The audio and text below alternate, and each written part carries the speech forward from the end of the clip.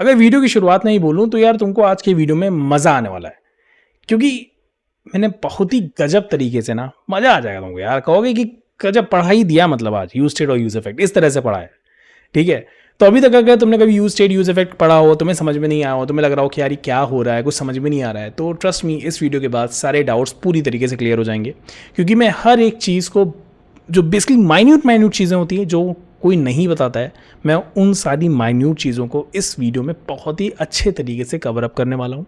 आपके फंडामेंटल्स को मैं एकदम स्ट्रॉन्ग बनाने वाला हूँ। ठीक है, तो इस वीडियो में हम लोग basically use state, use effect, clean up function, rendering, हर एक चीज़ को बहुत ही अच्छे तरीके से पढ़ने वाले हैं।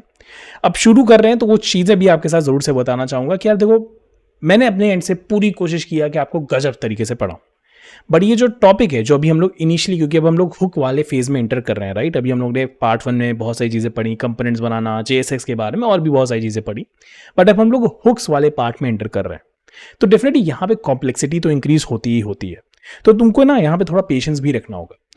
मगर अगर तुम आज का लेक्चर समझ गए, तुम्हें अगर समझ में आ गया यूज स्टेट क्या होता है, यूज इफेक्ट कैसे वर्क करता है कॉन्सेप्ट वाइज, तो ट्रस्ट मी, तुमको सब समझ में आ जाएगा। आने वाले वीडियोस में भी तुमको समझ में आ जाएगा कि क्या चल रहा है, कैसे चल रहा है। तो इसलिए इस वीडियो को बहुत ही आराम से देखना, टुकड़ों टुकड़ों में हो तो टुकड़ों टुकड़ों में देखना, मगर इसको थोड़ा आराम से देखना, समझना कि यार ये मैं क्या बोल रहा हूँ, यूज स्टेट क्या है, यूज इफेक्ट क्या है, बहुत प्यार से देखना, क्योंकि मैंने प्यार से बनाया है, तो मैं इसीलिए कहूँगा कि इसे प्यार से देखना, तुमको भी मज़ा आएगा और मुझे तो आ ही रहा है इसको पढ़ाने में। ठीक है, तो चलो शुरू करते हैं आज का वीडियो और समझते हैं कि यूज स्टेट क्या होता है, यूज इफेक्ट क्या होता है, और भी बहुत सारी चीज़ें। रिएक्ट हुक के बारे में बात करने से पहले मैं एक चीज़ क्लियर करना चाहता हूँ कि जब भी आप नेमिंग ऑफ कंपोनेंट्स करते हो, राइट, तो नेमिंग ऑफ कंपोनेंट्स हमेशा शुरुआत होती है कैपिटल लेटर से, या फिर आप कह सकते हो एक पास्कल केस होता है। पास्कल केस का मतलब क्या है कि जैसे ये आपने एक कंपोनेंट बनाया, लेट से उसमें 2 वर्ड्स हैं, जैसे यहाँ पे आप देखोगे माई और कंपोनेंट, तो मैंने स्टार्टिंग जो लेटर्स हैं उनको कैपिटल रखा हुआ है, जैसे यूजर प्रोफाइल कंपोनेंट हो गया, या फिर अगर मेरे पास सिर्फ एक वर्ड का कोई कंपोनेंट है जैसे हेडर, तो मैं यहाँ पे स्टार्टिंग लेटर को कैपिटल रखूंगा। तो इन सिंपल टर्म्स अगर कहूँ तो अगर आपके पास जो कंपोनेंट है उसमें अगर कोई एक वर्ड का कंपोनेंट है, लाइक हेडर हो गया या फिर बटन हो गया, तो वहाँ पे स्टार्टिंग लेटर कैपिटल रखना। और अगर 2-3 वर्ड से मिलके बनाए तो 2-3 वर्ड जो आप कंबाइन कर रहे हो उनके स्टार्टिंग लेटर्स को आप कैपिटल रखना। ओके, तो आइए अब बात करते हैं रिएक्ट हुक्स के बारे में कि आखिर में रिएक्ट हुक्स क्या होते हैं। तो according to the definition of React hooks are functions that allow you to use state and other React features in functional components. अब इसका क्या मतलब है, पहली चीज़ तो समझते हैं कि ये फंक्शनल कंपोनेंट क्या है।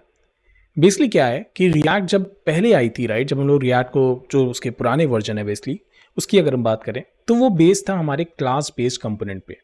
इसलिए आप देखोगे यहाँ पे लिखा हुआ है क्लास एग्जाम्पल एक्सटेंड कंपोनेंट, और यहाँ पे एक फंक्शन लिखा हुआ है जिसका नाम आप देख सकते हो रेंडर लिखा हुआ है, और ये आपका एक क्लास बेस्ड अप्रोच है।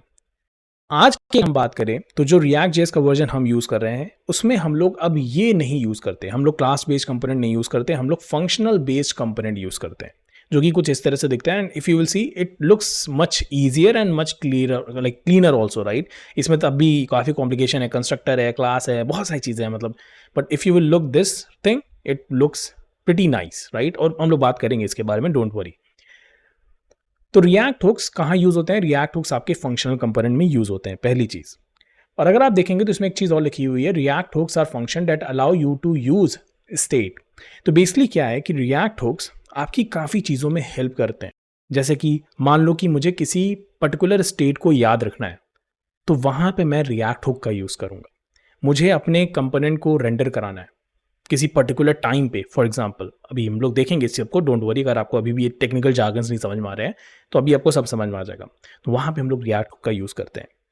तो जैसे कि अगर हम बात करें रिएक्ट हुक्स की, तो हमारे पास बहुत सारे रिएक्ट हुक्स होते हैं, जैसे कि हमारे पास यूज स्टेट है, यूज इफेक्ट है, यूज कंटेक्स्ट है, यूज रिड्यूसर है, यूज रेफ है, और भी बहुत सारे हमारे पास रिएक्ट हुक्स होते हैं।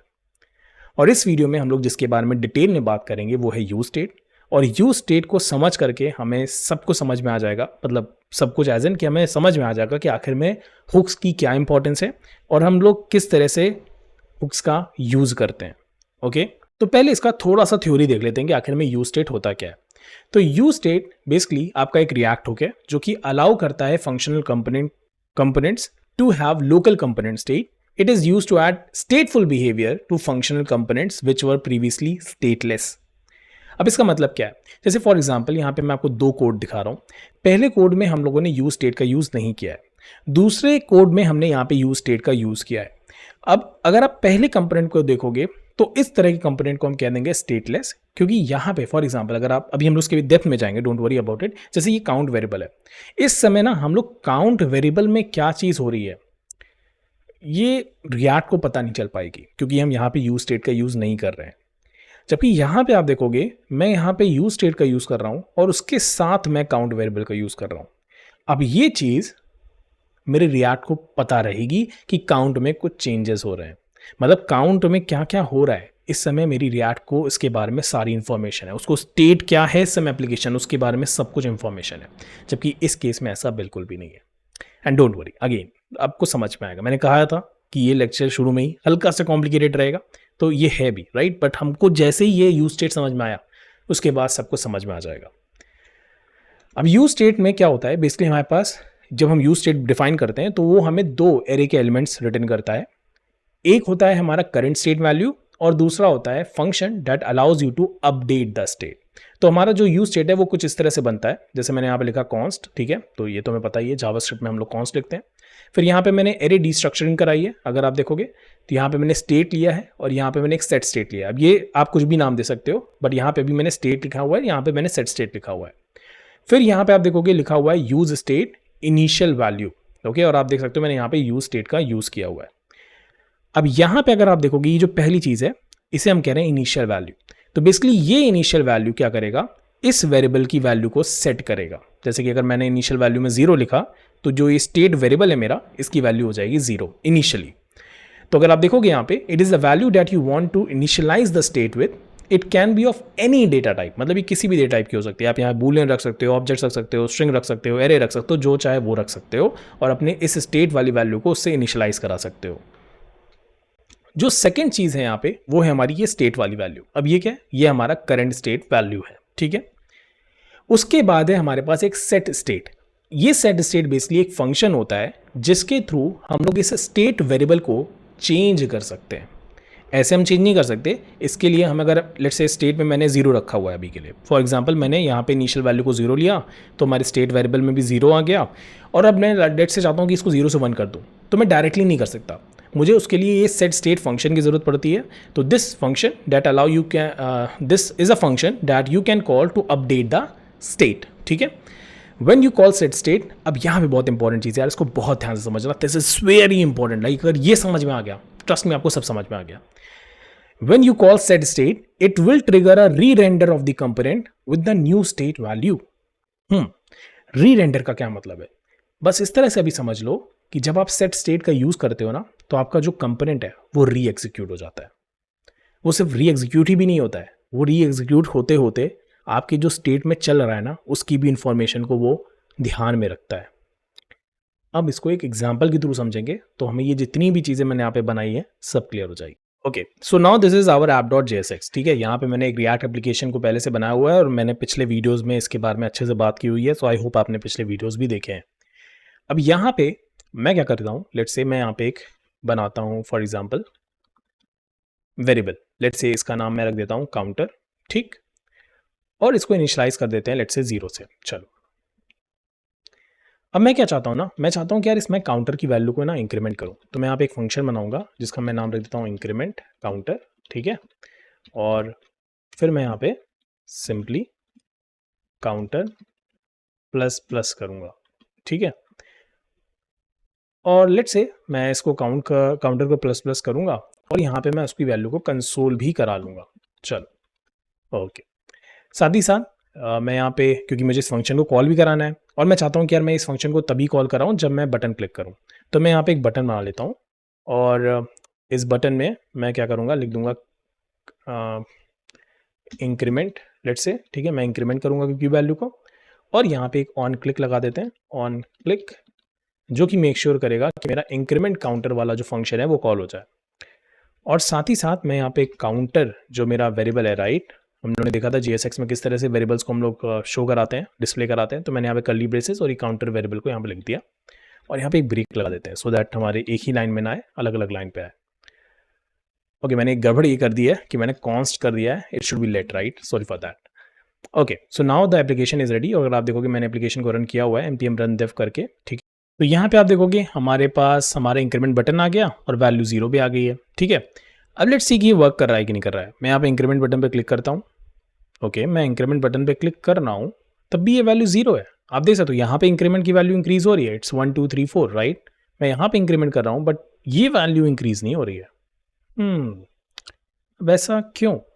मतलब यहाँ पे कंसोल में तो वैल्यू दिख रहा है, मैं यहाँ पे चाहे तो आपको दिखा भी देता हूँ, काउंटर वैल्यू फॉर एग्जाम्पल इस तरह से सेव करता हूँ, वापस से चलता हूँ, लेट मी रिफ्रेश, मैं फिर से करता हूँ, आप देखो काउंटर वैल्यू यहाँ पे है मेरे पास, बट ये वैल्यू इंक्रीज नहीं हो रही है, इवन दो मैंने इसको यहाँ पे काउंटर को इंक्रीज किया है और यहाँ पे शो भी हो रहा है और यहाँ पे दिख भी रहा है। तो ऐसा क्यों हुआ? ऐसा इसलिए हुआ कि रिएक्ट को ना पता ही नहीं चल रहा है कि काउंटर वेरिएबल में मैं कुछ चेंज कर रहा हूँ। For react this is just a JavaScript function, और जावास्क्रिप्ट फंक्शन में मैं कुछ कर रहा हूँ बट रिएक्ट को उससे कोई फर्क नहीं पड़ता। रिएक्ट इज लाइक यार मुझे कोई लेना देना नहीं है तुम क्या कर रहे हो, बट तो अगर उसको पता ही नहीं है, मतलब उसको कोई लेना ही देना नहीं है, तो डेफिनेटली उसका जो रिजल्ट है वो भी हमें यहाँ पे नहीं दिख रहा है। That's strange, right, that's strange. Okay, अब मैं आपको एक और चीज़ दिखाता हूँ। मैंने आपसे रेंडर के बारे में बात की थी, राइट। अभी हम लोग इस प्रॉब्लम को सॉल्व भी करेंगे, बट उससे पहले मैं आपको एक चीज़ और भी दिखाना चाहता हूँ। मैं यहाँ पे एक रेंडर कंसोल कराता हूँ, ठीक है। मैंने यहाँ पे रेंडर कंसोल कराया, जैसे कि मैंने कहा था रेंडर का मतलब एक तरह से आप समझ लीजिए कि आपका फंक्शन जो है वो री एग्जीक्यूट हो रहा है, ठीक है। री एग्जीक्यूट मतलब एग्जीक्यूट हो रहा है, री रेंडर जब कहेंगे तब री एग्जीक्यूट हो रहा है, बट अभी के लिए तो रेंडर हो रहा है। तो जैसे कि अगर मैं वापस जाऊँ, इसको मैं रिफ्रेश करूँ, तो अगर आप देखोगे यहाँ पे रेंडर लिख के आ रहा है, राइट। अब ये 2 बार क्यों लिख के आ रहा है? Because of the react street mode. तो आप उसके लिए परेशान मत हो, अभी के लिए आप मान के चलो कि एक ही बार है। मैं इसको थोड़ा इंक्रीज यहाँ पे भी कर देता हूँ, तो आप देखो कि ये रेंडर लिख के आ रहा है, राइट। मैं फिर से एक बार रिफ्रेश करता हूँ तो रेंडर लिख के आ रहा है। रेंडर का मतलब क्या है कि जैसे ही मैंने यहाँ पे अपनी एप्लीकेशन को रन किया, मैंने जैसे ही यहाँ पे इंटर किया तो मेरा पेज यहाँ पे लोड हुआ। जैसे ही मैंने लोड किया तो क्या हुआ होगा, रिएक्ट ने तुरंत से इस ऐप कंपोनेंट को कॉल किया, और जैसे ही उसने ऐप कंपोनेंट को कॉल किया मेरा ये ऐप कंपोनेंट रन कर गया। और जब मेरा ऐप कंपोनेंट रन किया तो उसने कैसे रन किया होगा, पहले ये लाइन एग्जीक्यूट हुई, फिर ये देखा कि अच्छा ये फंक्शन है मगर इसको अभी कॉल नहीं किया गया, तो इसको इसने एग्जीक्यूट नहीं किया। फिर इसने देखा अच्छा यहाँ पे कंसोल किया गया रेंडर, तो उसने यहाँ पे कंसोल करके यहाँ पे हमें दिखा भी दिया, और फिर यहाँ पे रिटर्न हुआ है कुछ, तो उसने इस डेटा को भी हमें यहाँ पे दिखा दिया। And this is what render means, ठीक है, कि हमें डेटा मेरे स्क्रीन पे दिख रहा है, मैं आउटपुट मेरे स्क्रीन पे दिख रहा है। ओके, अब जब मैं यहाँ पे इंक्रीमेंट पे क्लिक करता हूँ, यू विल सी कि मेरा रेंडर जो है वो एक ही बार हो रहा है, मतलब मेरा रिएक्ट का कंपोनेंट जो है वो एक ही बार कॉल हुआ है, वो भी इनिशियली जब मैंने यहाँ पे इसको लोड किया था। उसके बाद मैं कितनी बार भी इंक्रीमेंट बटन पे क्लिक करूं, ये रेंडर एक बार भी रन नहीं कर रहा है, ये सिर्फ एक ही बार रन कर रहा है। And again let me tell you, do not get confuse with to render. अगर आप कंफ्यूज हो तो मैं आपको दिखा देता हूं कि ऐसा क्यों है। मैं अभी मेन डॉट जेएसएक्स में जाऊंगा, ये स्ट्रिक्ट मोड लगा हुआ है, अगर मैं इसको हटा देता हूँ यू विल सी कि ये चला जाएगा। तो do not get confuse with that, तो मैंने हटा दिया आपकी सहूलियत के लिए। तो आप देखोगे एक ही बार रेंडर है, ठीक है। और मैं जितनी बार बटन क्लिक करूंगा मेरा रेंडर यहाँ पे नहीं होगा, मतलब एक ही बार मेरा ये फंक्शन जो है एग्जीक्यूट हुआ है। कौन सा? ऐप कंपोनेंट वाला जो मेरा फंक्शन है, या फिर मेरा ये जो कंपोनेंट है एक बार रन किया। और दूसरी प्रॉब्लम क्या है कि रिएक्ट को पता नहीं चल रहा है कि मेरे काउंटर में कुछ वैल्यू चेंज हुई है। तो अब काउंटर में वैल्यू चेंज हुई, अगर मुझे ये रिएक्ट को बताना है तो मुझे पता है क्या करना पड़ेगा, मुझे यहाँ पे यूज करना पड़ेगा यूज स्टेट का। तो पहले मुझे यूज स्टेट को यहाँ पे इंपोर्ट करना पड़ेगा, ठीक है।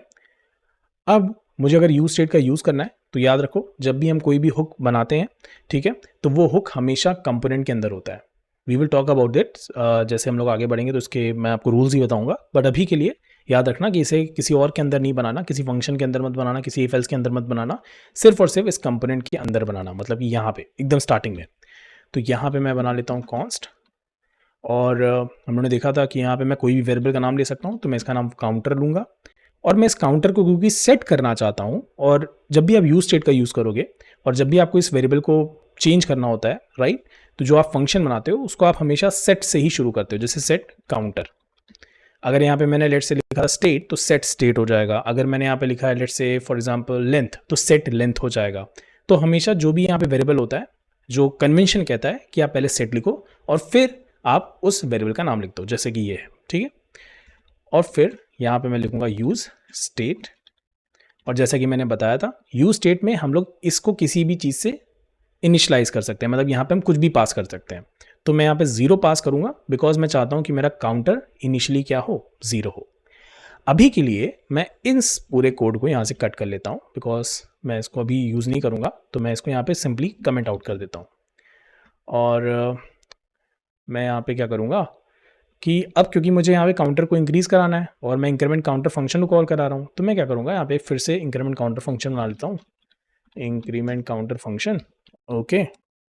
और अब मैं क्या करूँगा, मैं इस काउंटर वेरिएबल को इंक्रीज़ कराऊँगा। अब ध्यान देना, मैंने बोला भी था कि अगर आपको इस काउंटर वेरिएबल में या फिर जो भी वेरिएबल आपने यहाँ बनाया है उसमें अगर आपको कोई भी चेंज करना है तो आपको इस फंक्शन का यूज़ करना होता है। This is what we have seen in the presentation as well, right.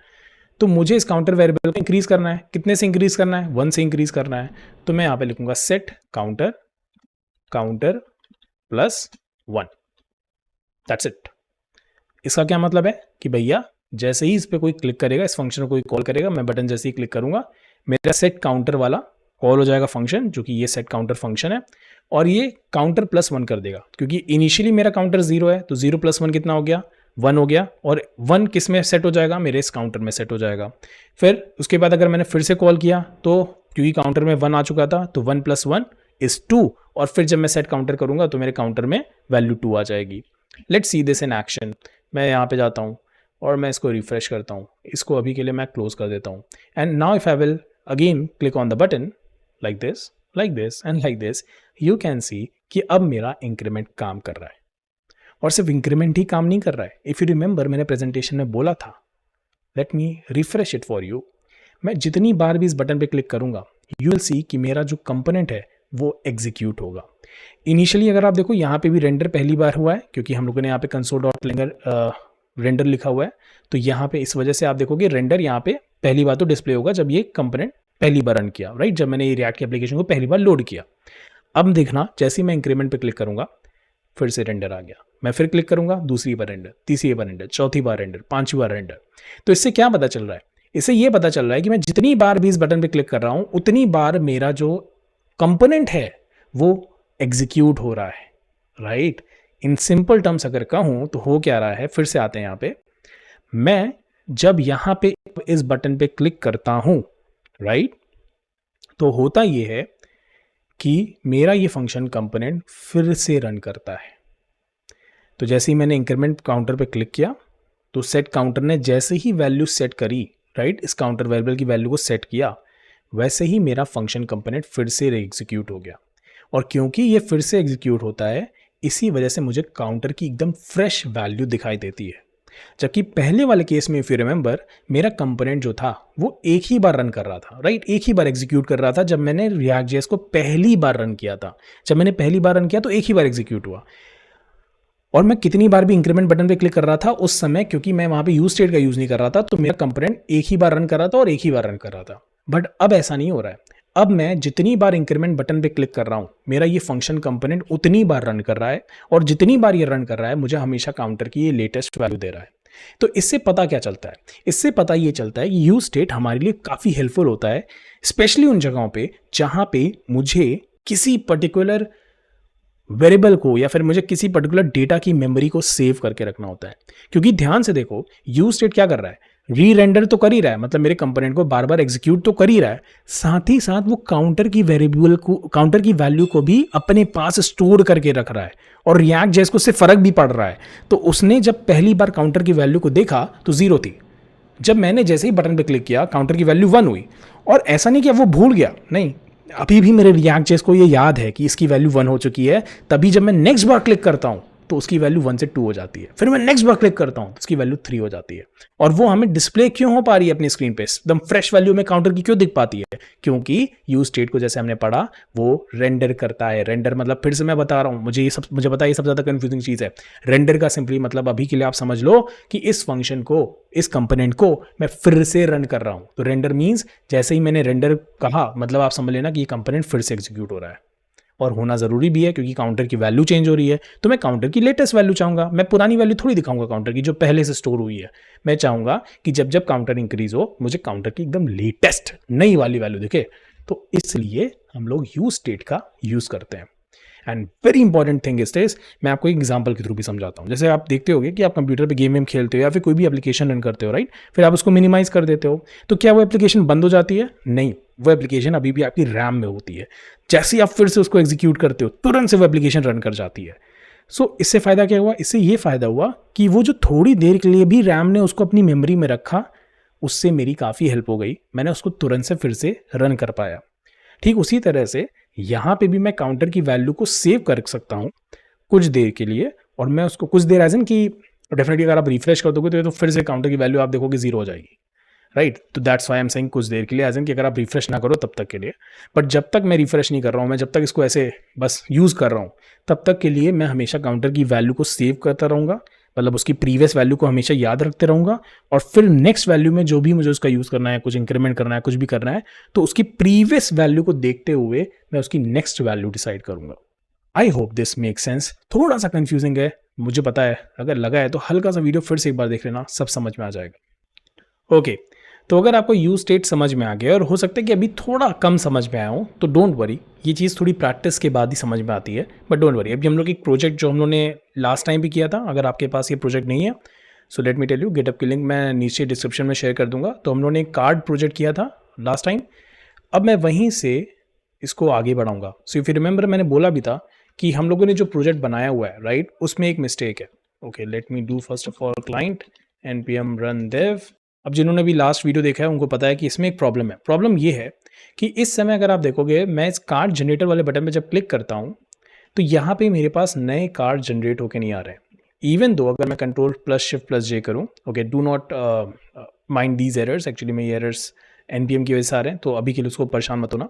यहाँ पे अगर आप ध्यान से देखोगे, तो यहाँ पे जब मैं कार्ड जनरेटर बटन पे क्लिक करता हूँ, तो मेरे एरे की लेंथ इंक्रीज हो रही है। पहले 0 से लेके 9, पहले 9 थी, अब 10 हो गई, फिर 11 हो गई। मतलब मेरे नंबर ऑफ एलिमेंट्स मेरे कार्ड में तो इंक्रीज हो रहे हैं, बट वो यहाँ पे इंक्रीज नहीं हो रहा है, राइट, वो यहाँ पे इंक्रीज नहीं हो रहा है। तो इसलिए मुझे इस कोड में कुछ चेंजेस करने पड़ेंगे। इसमें क्या चेंजेस करने पड़ेंगे? अभी हम लोगों ने यूज स्टेट पढ़ा, तो उसमें आपने देखा था यहाँ पे भी हो क्या रहा है। अभी देखो, यहाँ पे ये मेरी कार्ड्स एरे है, मैंने कार्ड्स एरे में एलिमेंट को पुश किया, ठीक है। अब ये पुश किसके अंदर हो रहा है? ये मेरे जावास्क्रिप्ट के फंक्शन के अंदर हो रहा है।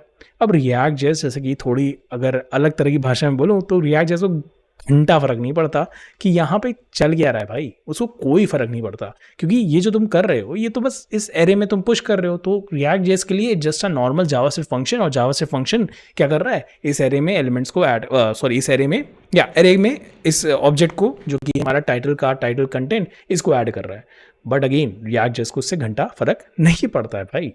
तो हमें रिएक्ट जेएस को फर्क पड़वाना है, हमें रिएक्ट जेएस को मेक श्योर कराना है कि उसे फर्क पड़े। इस कार्ड्स वाली एरे से हमें फर्क पड़ाना है कि रिएक्ट जेएस को इसका जो स्टेट है वो याद रहे, और जब मैं पुश करूं एक नया ऑब्जेक्ट, तो वो नया जो ऑब्जेक्ट है वो मेरे प्रीवियस ऑब्जेक्ट्स के साथ मिल करके ऐड हो। हल्का सा कॉम्प्लिकेट लगा होगा, बट डोंट वरी, अभी आपको समझ में आ जाएगा। तो अभी के लिए मैं फिलहाल क्या करूंगा, मैं सिंपली यहाँ पे इंपोर्ट करूंगा। किसको इंपोर्ट करूंगा? यहाँ पे मैं यूज स्टेट को इंपोर्ट करूंगा, यूज स्टेट, ठीक। और अब मैं यहाँ पे यूज स्टेट का यूज करूंगा, मैं लिखूंगा कॉन्स्ट। अब मैं इसका नाम रख देता हूँ कार्ड्स, और इसका नाम रख देता हूँ सेट कार्ड्स, जैसे कि हम लोगों ने बात की थी। और मैं इसका देता हूँ यूज स्टेट, और इसको मैं इनिशियलाइज कर देता हूँ with these objects, with this particular array. क्योंकि भाई मैं इस कार्ड्स में कुछ भी डाल सकता हूँ, राइट, मैं चाहे तो उसको एम्प्टी भी रख सकता हूँ। चलो, मगर अभी सहूलियत के लिए मैं क्या करता हूँ, मैं इन सारी चीज़ों को यहाँ से हटा देता हूँ, ओके, अभी के लिए। और सिर्फ इस एरे वाले पार्ट को यहाँ से मैं इस तरह से कट कर रहा हूँ, ठीक है, और यहाँ पे मैं इंटर कर रहा हूँ। तो बेसिकली इसका सिंपल मतलब क्या है? इसका सिंपली मतलब है कि मैंने ये किया कि मैंने इस को, जो कि हमारी एक एरे है, और उस एरे में कितने एलिमेंट्स हैं, इस एरे में इस समय एक एलिमेंट है। कौन सा एलिमेंट है? ये हमारा ऑब्जेक्ट, जो कि है कार्ड 1। सिर्फ ये है अभी के लिए। आप ना भी चाहो तो उसको हटा सकते हो, इट्स नॉट नेसेसरी। मैं बस आपको दिखाने के लिए ऐसा कर रहा हूँ। आप चाहो तो इस ऑब्जेक्ट को रखो, ना रखो, ये आपकी मर्जी। आप इस एरे में कुछ भी रख सकते हो। मैंने इस एरे को किस में इनिशियलाइज किया? मैंने इसको इस अपने कार्ड्स वाले को इस एरे से इनिशियलाइज कर दिया है, ठीक। और अब मैं क्या करूँगा, इस कार्ड्स वाली एरे में मैं इस नए ऑब्जेक्ट को, जो मैं यहाँ पे भी पुश कर रहा था, इसको इंसर्ट करना चाहता हूँ। तो instead of doing like this, क्योंकि हम इस तरह से कार्ड्स में एलिमेंट नहीं डाल सकते, हम लोगों ने बात की हुई है यूज स्टेट में। यूज स्टेट में हमने पढ़ा था कि अगर मुझे कुछ भी यहाँ पे करना है तो मुझे इस फंक्शन का यूज़ करना पड़ेगा। तो मैं इन सारी चीज़ों को अभी के लिए हटा दूंगा, पहली चीज़। अब मैं क्या करूँगा, मैं यहाँ पे लिखूंगा, पहले एक ऑब्जेक्ट बना लूंगा, लेट्स से एक न्यू ऑब्जेक्ट, ठीक।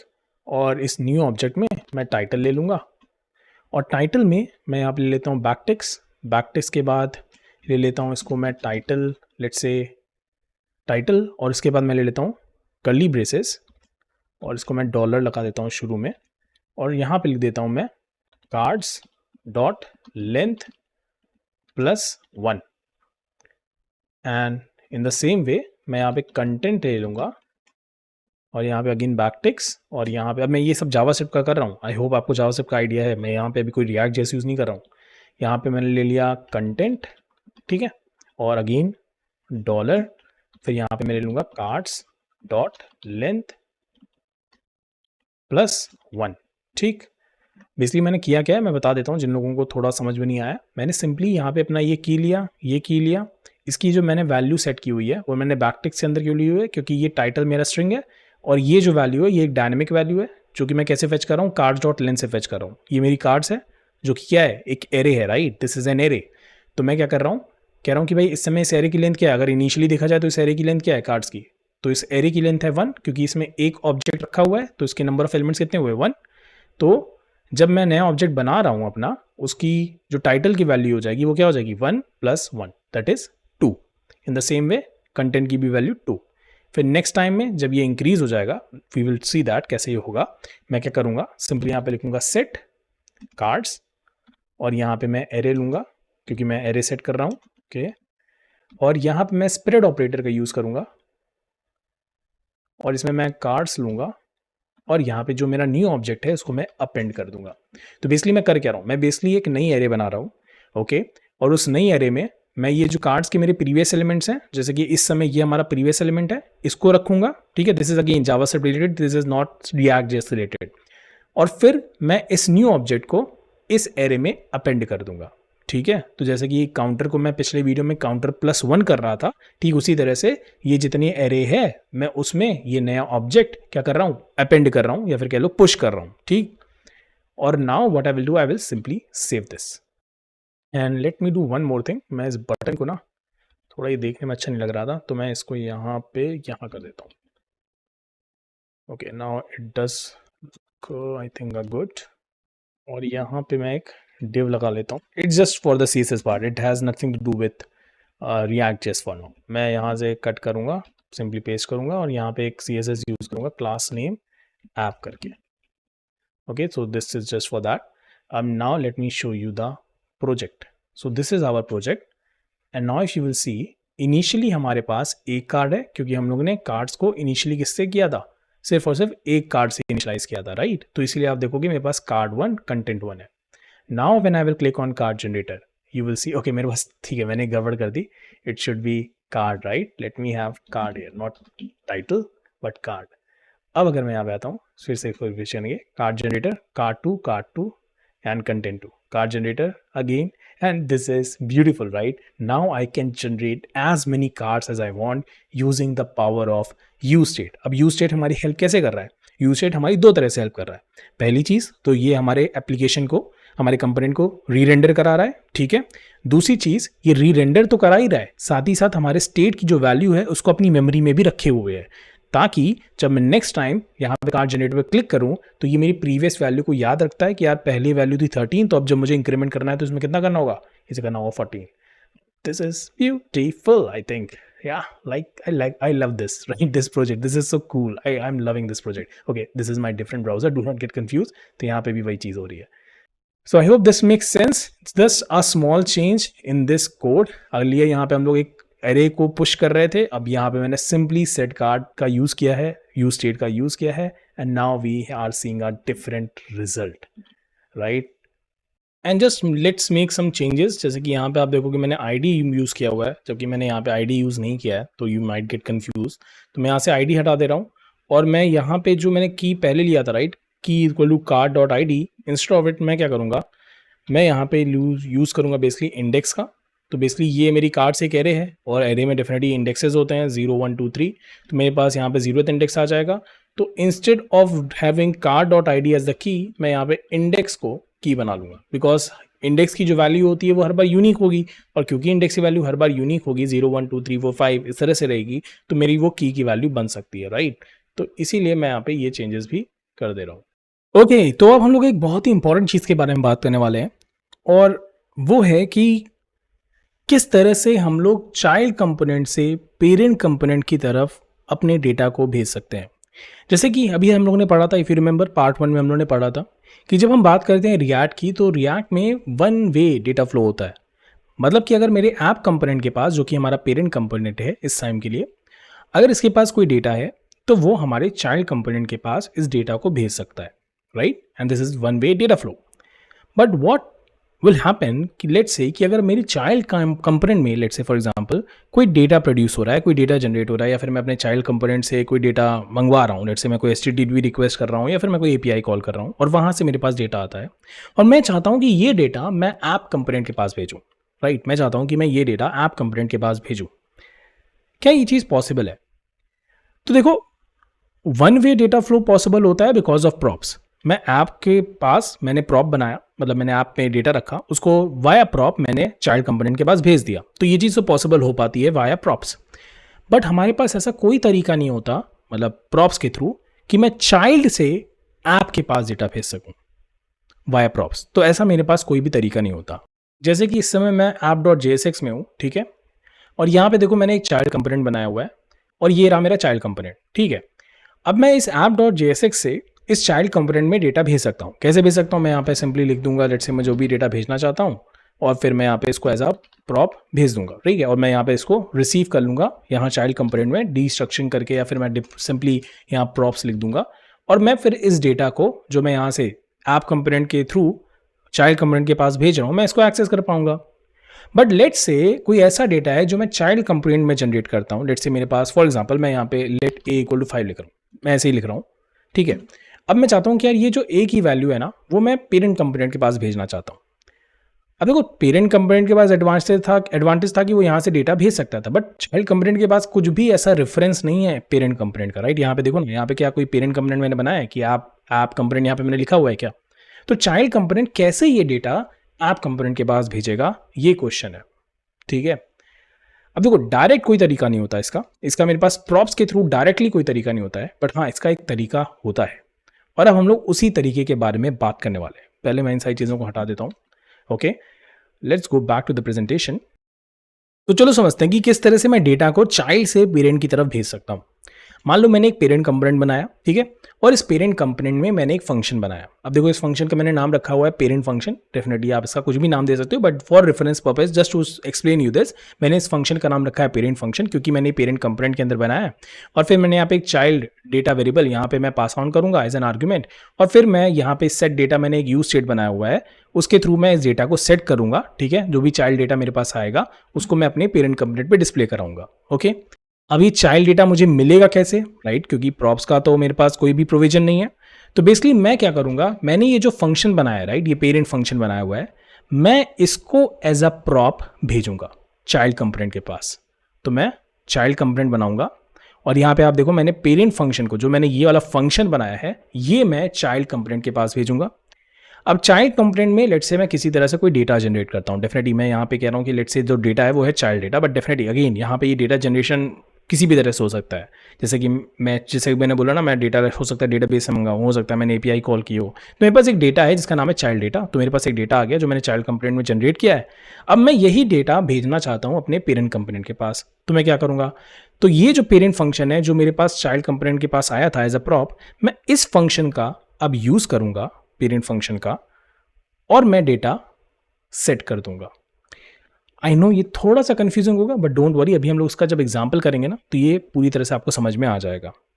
तो यहाँ पे बेसिकली मैंने प्रॉप्स का यूज़ किया हुआ है, ठीक है। मैंने प्रॉप्स डॉट पेरेंट फंक्शन जो कि मुझे पास किया गया था, मैंने उसका यूज़ करके इस पेरेंट फंक्शन को कॉल कराया, जो कि मेरे पेरेंट कंपोनेंट बना हुआ है, ठीक है। तो मैंने पेरेंट कंपोनेंट के अंदर जो फंक्शन बनाया है वो मैंने चाइल्ड कंपोनेंट के थ्रू कॉल कराया। अब चलो इसको समझते हैं कि कैसे करेंगे। अच्छा, यूज इफेक्ट के बारे में बात करें उससे पहले एक चीज़ बताना चाहता हूँ कि रिएक्ट हुक्स को यूज़ करने की कुछ रूल्स होते हैं, और अभी के लिए अब बस आप एक रूल याद रखो, और वो रूल है कि रिएक्ट हुक्स को हमेशा हम लोग फंक्शन कंपोनेंट लेवल पे यूज़ करते हैं। मतलब हमेशा हम लोग कंपोनेंट लेवल पे यूज़ करते हैं, उसको हमेशा टॉप पे यूज़ करते हैं। तो अगर आप रिएक्ट के हुक्स बना रहे हो तो उसको ना तो कभी किसी फंक्शन के अंदर बनाओ, ना ही किसी इफ एल्स कंडीशन के अंदर बनाओ, ना ही किसी लूप के अंदर बनाओ। उसको हमेशा हमें फंक्शनल कंपोनेंट के स्टार्टिंग में ही लिखना होता है, ठीक है। तो जैसे यहाँ पे हम लोगों ने यूज स्टेट हुक का यूज़ किया था और यहाँ पे आप देखोगे मैंने यूज स्टेट को यूज़ किया। तो अब ऐसा नहीं है कि मैं यूज स्टेट को यहाँ से हटा करके मैंने कहा यार यहाँ नहीं रखना चाहता, मैं इसको ना इस फंक्शन के अंदर रखना चाहता हूँ। तो can I do that? No, you can not do that. आप इस तरह की चीज़ें नहीं कर सकते। और आप देख सकते हो यहाँ पे आई थिंक एरर भी आ गया है कि react hook use state is called in a function card generator that is neither a function component nor a custom react hook. तभी हम लोग कस्टम रिएक्ट नहीं पढ़े, तो डोंट वरी अबाउट इट। तो यहाँ पे ये कह रहा है कि यार आप इसको यहाँ पे यूज़ नहीं कर सकते। तो ये चीज़ याद रखना हमेशा, जब आपको कई हुक्स बनाने हो रिएक्ट के तो यहाँ पे आप डिक्लेयर करो। फिर उसके बाद अगर आपको दूसरा कोई बनाना है तो आप उसी के नीचे फिर एक और बना लो। तो आप इस तरह से कर सकते हो, बट यू कैन नॉट कि यार आज इसको मैं ऊपर बना दूंगा। You can not do that. आप सिर्फ और सिर्फ उसे कंपोनेंट लेवल पे ही बना सकते हो। तो आपका कंपोनेंट है ऐप और इसी लेवल पे आप अपने इस रिएक्ट हुक को बना सकते हो, और वो भी टॉप लेवल पे। अब जो हम लोग एप्लीकेशन बना रहे हैं बेसिकली वो कुछ इस तरह से दिखती है, जहाँ पे आप देखोगे ये हमारा पेरेंट कंपोनेंट है आउटर बॉक्स, और ये जो हमारा इनर बॉक्स है ये हमारा चाइल्ड कंपोनेंट है। नाउ द टारगेट इज कि जो भी मैं चाइल्ड कंपोनेंट में यहाँ पे डेटा जनरेट करूंगा, प्रोड्यूस करूंगा, मैं उस डेटा को, जैसे मैंने यहाँ पे लिखा फॉर एग्जांपल अपना नाम क्षितिज, मैं चाहता हूँ कि यार ये डेटा मैं जब सेंड डेटा बटन पे क्लिक करूँ तो वो यहाँ पे डिस्प्ले हो।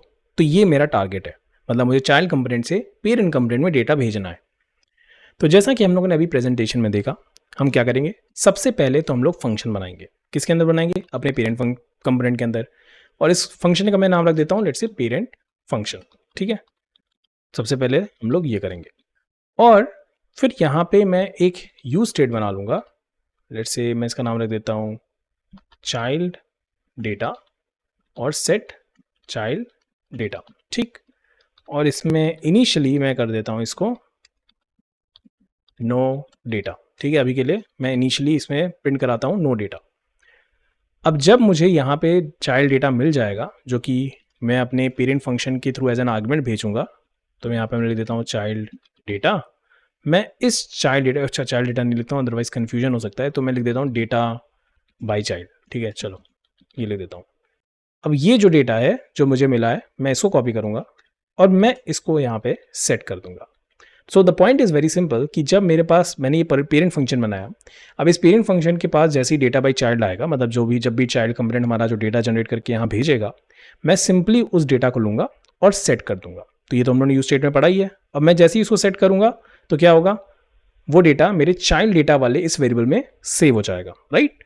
तो मैं ये कर सकता हूँ कि मैं इस चाइल्ड डेटा को यहाँ से उठाऊँ, instead of this dummy data मैं यहाँ पे लिख देता हूँ चाइल्ड डेटा। मतलब इस चाइल्ड डेटा के अंदर ही हमारा वो सब कुछ होगा, ठीक है। मतलब जो भी डेटा हमें चाइल्ड कंपोनेंट से मिलेगा।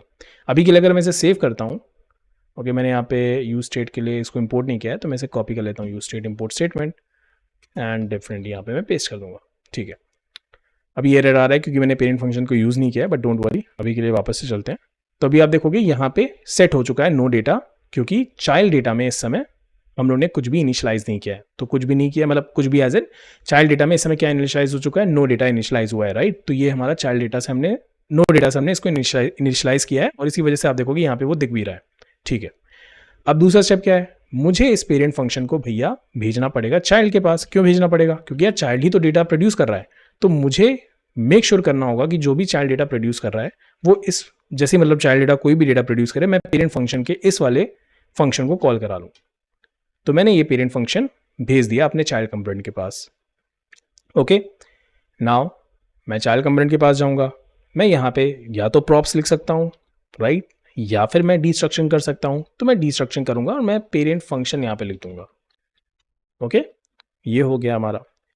अब मुझे सिर्फ करना क्या है, मुझे सिर्फ और सिर्फ इस पेरेंट फंक्शन को कॉल कराना है, राइट। This is the only thing that I need to do.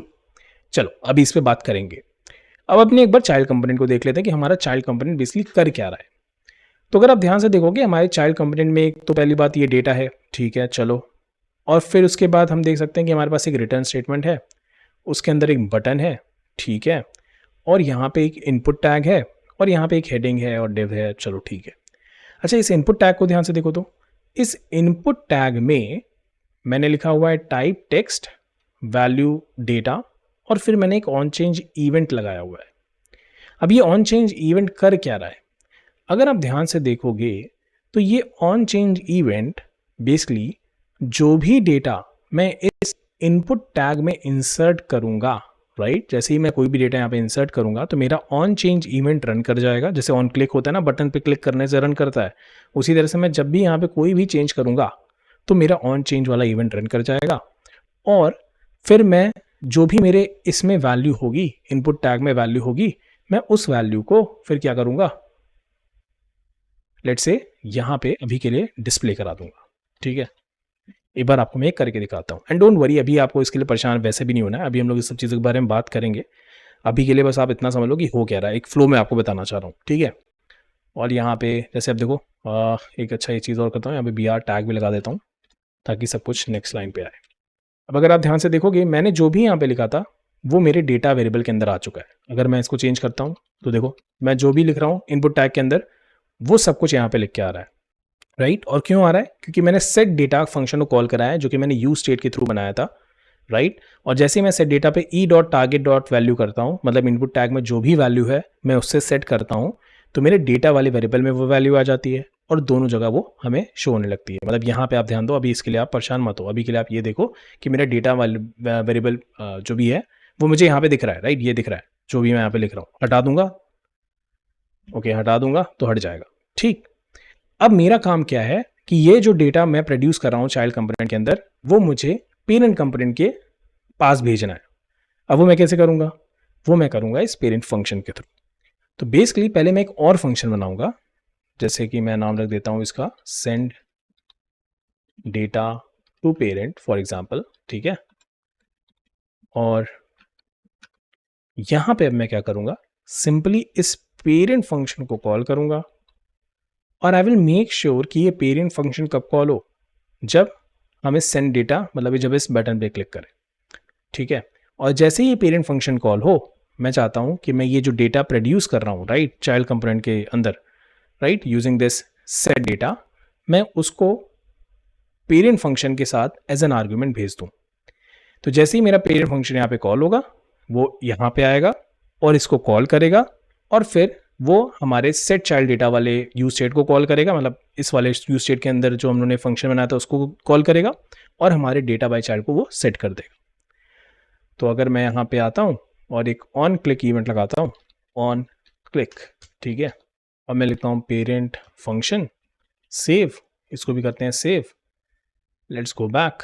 अब ध्यान से देखना, मैं यहाँ पे लिख रहा हूँ क्षितिज। ठीक, ये मेरा डेटा प्रोड्यूस हुआ चाइल्ड कंपोनेंट के अंदर। अब मैं करूँगा सेंड डेटा पे click, okay there is some issue, जो आई थिंक मैंने कोई मिस्टेक कर दिया, okay so sorry for that guys, sorry, this function should be here right, not parent function, ये होना चाहिए। ठीक है, अब सब सही है। अब अगर मैं वापस से चलता हूँ, now if I will do let's say Kshitij, मैंने यहाँ पे प्रोड्यूस किया, मैंने किया send data and now you can see कि यहाँ पे क्षितिज आ गया। इसी तरह से मैं कोई और डेटा प्रोड्यूस करता हूँ, लेट्स से पैरेट, और मैंने किया send data, again you can सी। तो मैं जो भी डेटा चाइल्ड कंपोनेंट के अंदर प्रोड्यूस कर रहा हूँ वो मैं आराम से अपने पेरेंट कंपोनेंट के पास पास ऑन कर पा रहा हूँ। कैसे कर पा रहा हूँ, एक बार फ्लो को फिर से समझ लेते हैं। मैंने सिंपली एक फंक्शन बनाया, मैंने इस फंक्शन को पास किया अपने चाइल्ड कंपोनेंट के पास, चाइल्ड कंपोनेंट में मैंने इसको कॉल कराया। मैंने कब कॉल कराया, जब मैं चाहता था जब ये बटन क्लिक हो। अब मैंने जैसे ही बटन क्लिक किया मेरा पेरेंट फंक्शन कॉल हुआ और जो भी डेटा मेरे चाइल्ड कंपोनेंट के अंदर बना था मैंने उसको क्या किया, अपने पेरेंट फंक्शन के साथ एज एन आर्गुमेंट पास कर दिया और जिसके थ्रू मेरा ये वाला फंक्शन कॉल हो गया। और फिर यहाँ से मैंने सेट चाइल्ड डेटा वाले को कॉल किया और इसकी वजह से मेरे पास मेरे चाइल्ड डेटा में वैल्यू आ गई। आई नो ये थोड़ा सा कॉम्प्लिकेटेड है, या फिर मैं कहूँगा बहुत कॉम्प्लिकेटेड है, लग रहा होगा कि यार यहाँ फंक्शन बनाओ फिर वहाँ फंक्शन बनाओ, बट ट्रस्ट मी बहुत ईजी है। एक दो बार आप प्रैक्टिस करोगे ना, जब आप प्रोजेक्ट बनाओगे ना, सब कुछ क्लियर हो जाएगा। सच बता रहा हूँ, बहुत ईजी होता है ये, मतलब कुछ भी करना नहीं है, एक फंक्शन बनाना है, एक फंक्शन को पास करना है और उस फंक्शन का बस यूज़ करना है ताकि आप उस डेटा को सेट कर सको। और ये कोई ज़रूरी नहीं कि आप इस तरह से इनपुट टैग वैग बनाओ, पहले ही बता दे रहा हूँ। ठीक है, ये सिर्फ और सिर्फ मैंने किया है, आप डायरेक्टली भी डेटा सेट कर सकते हो। मतलब ऐसा नहीं कि आपको यहाँ पे कुछ डेटा इनपुट से ही जनरेट करना है। जैसे मान लो अगर मेरे पास 10 डेटा होता जो मैं सेट करना चाहता हूँ तो मैं ये भी कर सकता था। और ये देखोगे अगर यहाँ पे अब मैं सेंड डेटा पे क्लिक करूँगा तो यहाँ 10 आ जाएगा। ठीक है, तो मतलब मेरा पॉइंट ये है कि ये जो स्टेप था this is an optional thing, ये मैंने बस ऐसे ही किया आपको समझाने के लिए कि मैं जो भी चाइल्ड कंपोनेंट के अंदर डेटा प्रोड्यूस कर रहा हूँ मैं उसे पेरेंट कंपोनेंट के पास भेज सकता हूँ। But again this is not necessary कि आपको इनपुट टैग बनाना पड़ेगा। आप बिना बनाए भी जो भी डेटा प्रोड्यूस कर रहे हो या जो डेटा आप ला रहे हो कहीं से, उसको आप पेरेंट कंपोनेंट के पास इस मेथड के थ्रू भेज सकते हो। अच्छा, अब हम लोग क्योंकि ये कर ही रहे हैं, तो मैं आपको एक और चीज़ ज़रूर से बताऊँगा कि यहाँ पे आप देखोगे मैंने यूज़ किया है ऑन क्लिक को कुछ इस तरह से, ऑन चेंज को कुछ इस तरह से। अगर आप लोगों ने जावास्क्रिप्ट एचटीएमएल पढ़ी है, तो आप लोगों ने देखा होगा कि जब वहाँ पे हम लोग इवेंट्स का यूज़ करते हैं, तो वहाँ पे हम ऐसे नहीं लिखते, राइट? हम जब इवेंट्स लिखते हैं, तो हम कैसे लिखते हैं? ऑन क्लिक या फिर ऑन चेंज। तो क्योंकि वो जब हम लोग एचटीएमएल में इस तरह से यूज़ करते हैं, तो एचटीएमएल में ये चीज़ चल जाती है, ठीक है? आप इस तरह से लिख सकते हो। बट ये जो सिंटेक्स है जो हम यहाँ पे यूज़ कर रहे हैं, दिस इज JSX, राइट? और JSX में इस समय ये जो सिंटेक्स हम फॉलो कर रहे हैं, ये एक तरह से हम लोग जावास्क्रिप्ट के सिंटेक्स को फॉलो कर रहे हैं। अब इतनी अगर मैं बातें ना करूं, आपको एकदम शॉर्ट में बताऊं, सो द पॉइंट इज कि जब भी आप इवेंट्स का यूज़ करोगे, राइट, तो वहाँ पे आप ये मेक श्योर करोगे जो आप मतलब जो आप लिखोगे इवेंट्स का नाम, वो कैमल केस नोटेशन को फॉलो करके लिखोगे। कैमल केस का मतलब है पहले जो वर्ड होगा आपका, वो आपका स्मॉल में होगा, मतलब पहला वर्ड आपका देखिए पूरा स्मॉल लेटर में है, और फिर उसके बाद जो दूसरा वर्ड आपने इसके साथ अटैच किया जो कि है क्लिक, उसमें पहला लेटर कैपिटल में और फिर उसके बाद तो सब स्मॉल में। ठीक उसी तरह से यहाँ पे आप ऑन चेंज के लिए भी देख सकते हो, पहला दो हमारा स्मॉल में, फिर उसके बाद चेंज तो C कैपिटल। तो यही बेसिकली हमारा कैमल केस होता है जो कि कुछ इस तरह से दिखता है। तो यहाँ पे मुझे क्योंकि कमेंट करना है और ये JSX के अंदर है, तो ये भी सीख लो कि मुझे पहले कर्ली ब्रेसेस लगाने होंगे, फिर मुझे यहाँ पे एक स्लैश, फिर स्टार, और फिर मुझे जो भी कमेंट करना है, जैसे कि मैं बता रहा हूँ तो आपको camel case, right, camel case, तो इस तरह से, और फिर आपको इसे क्लोज करना होगा। ठीक है, तो आपको ये मेक श्योर करना होगा। तो जनरली हम लोग की हैबिट होती है ना कि हम लोग ऐसे लिख देते हैं, तो ये चीज़ यहाँ JSX में नहीं सपोर्ट होगी।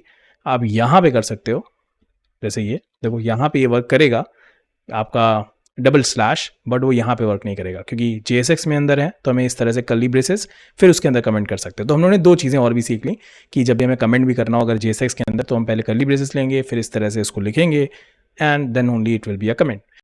जब भी हम कोई इवेंट यूज़ करेंगे तो वहाँ पे हम लोग कैमल केस नोटेशन का यूज़ करेंगे। ठीक है, आज हम लोग जिसके बारे में बात करने वाले हैं वो काफ़ी इंपॉर्टेंट चीज़ है। आज हम लोग बात करने वाले हैं कि किस तरह से हम लोग साइड इफेक्ट से डील करते हैं। अभी साइड इफेक्ट्स क्या होते हैं? बेसिकली साइड इफेक्ट आप इस तरह से समझ सकते हो कि लेट्स से मैं कोई एपीआई कॉल कर रहा हूं या फिर मैं कोई एचटीटीपी रिक्वेस्ट भेज रहा हूं, इस तरह की सारी चीजों को मैं साइड इफेक्ट मानता हूं। साइड इफेक्ट इसलिए मानता हूं क्योंकि ये जो चीजें हैं, जैसे मैंने एचटीटीपी को रिक्वेस्ट भेजी, भाई मेरे पास फ्रंट एंड है, मैं बैक एंड पे कुछ रिक्वेस्ट भेज रहा हूं फॉर एग्जाम्पल। अब जब मैं फ्रंट एंड से बैक एंड पे रिक्वेस्ट भेज रहा हूं, it has nothing to do with कि मैं उस मतलब ये जो प्रोसेस है, ये जो हुआ प्रोसेस फ्रंट एंड से बैक एंड पे रिक्वेस्ट गई, इससे मेरे रिएक्ट जेएस के आउटपुट पे, मतलब कि जो मेरा ब्राउजर पे डिस्प्ले है, उस पे तो मैं कुछ भी रेंडर नहीं करा रहा हूँ ना। मैं सिर्फ और सिर्फ एक रिक्वेस्ट भेज रहा हूँ, या फिर लेट से मैं अपने ब्राउजर के स्टोरेज में कुछ डेटा स्टोर करा रहा हूँ। तो ये जो चीजें मैं करा रहा हूँ, इसका कोई लेना देना नहीं है कि मैं रिएक्ट जेएस पे क्या रेंडर करा रहा हूँ। इसका बस लेना देना क्या है कि एक प्रोसेस कर रहा हूँ, जो कि एक कह सकते हो एक साइड में एक प्रोसेस चल रहा है, इसीलिए कह सकते हो ये साइड इफेक्ट है, क्योंकि साइड में एक प्रोसेस चल रहा है और उस प्रोसेस का लेना देना कुछ भी नहीं है मेरे रिएक्ट जेएस की रेंडरिंग पे। डेफिनेटली उसके आउटपुट पे तो कुछ ना कुछ होगा इफेक्ट, बट वो मेरे ब्राउजर पे मैं उसको कुछ यूआई लेवल पे यूज नहीं करने वाला। उसी को हम कहते हैं साइड इफेक्ट। अब इसको एक एग्जांपल के थ्रू समझेंगे हम लोग। अब यहाँ पे मैंने क्या किया हुआ है, एक फाइल है, ठीक है।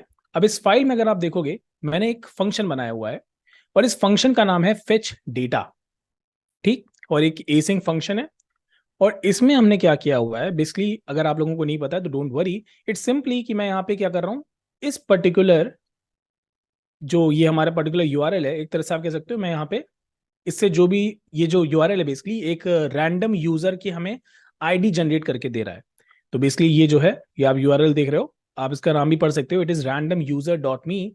और ये बेसिकली एक एपीआई है जिसके थ्रू मुझे रैंडम यूजर्स के डेटा मिल रहे हैं और मैं उसी डेटा को फेच कर रहा हूं, मतलब कि मैं उसी डेटा को अपने पास लेके आ रहा हूं। तो एक काइंड ऑफ मैं एक एपीआई रिक्वेस्ट कर रहा हूं, मैं एक तरह से जा रहा हूं एक सर्वर के पास, उससे वो डेटा ले रहा हूं और अपने पास लेके आ रहा हूं, ठीक है। और जो उसका रिस्पॉन्स है, उसको मैं फिर इस डेटा वेरिएबल में सेव करा रहा हूँ।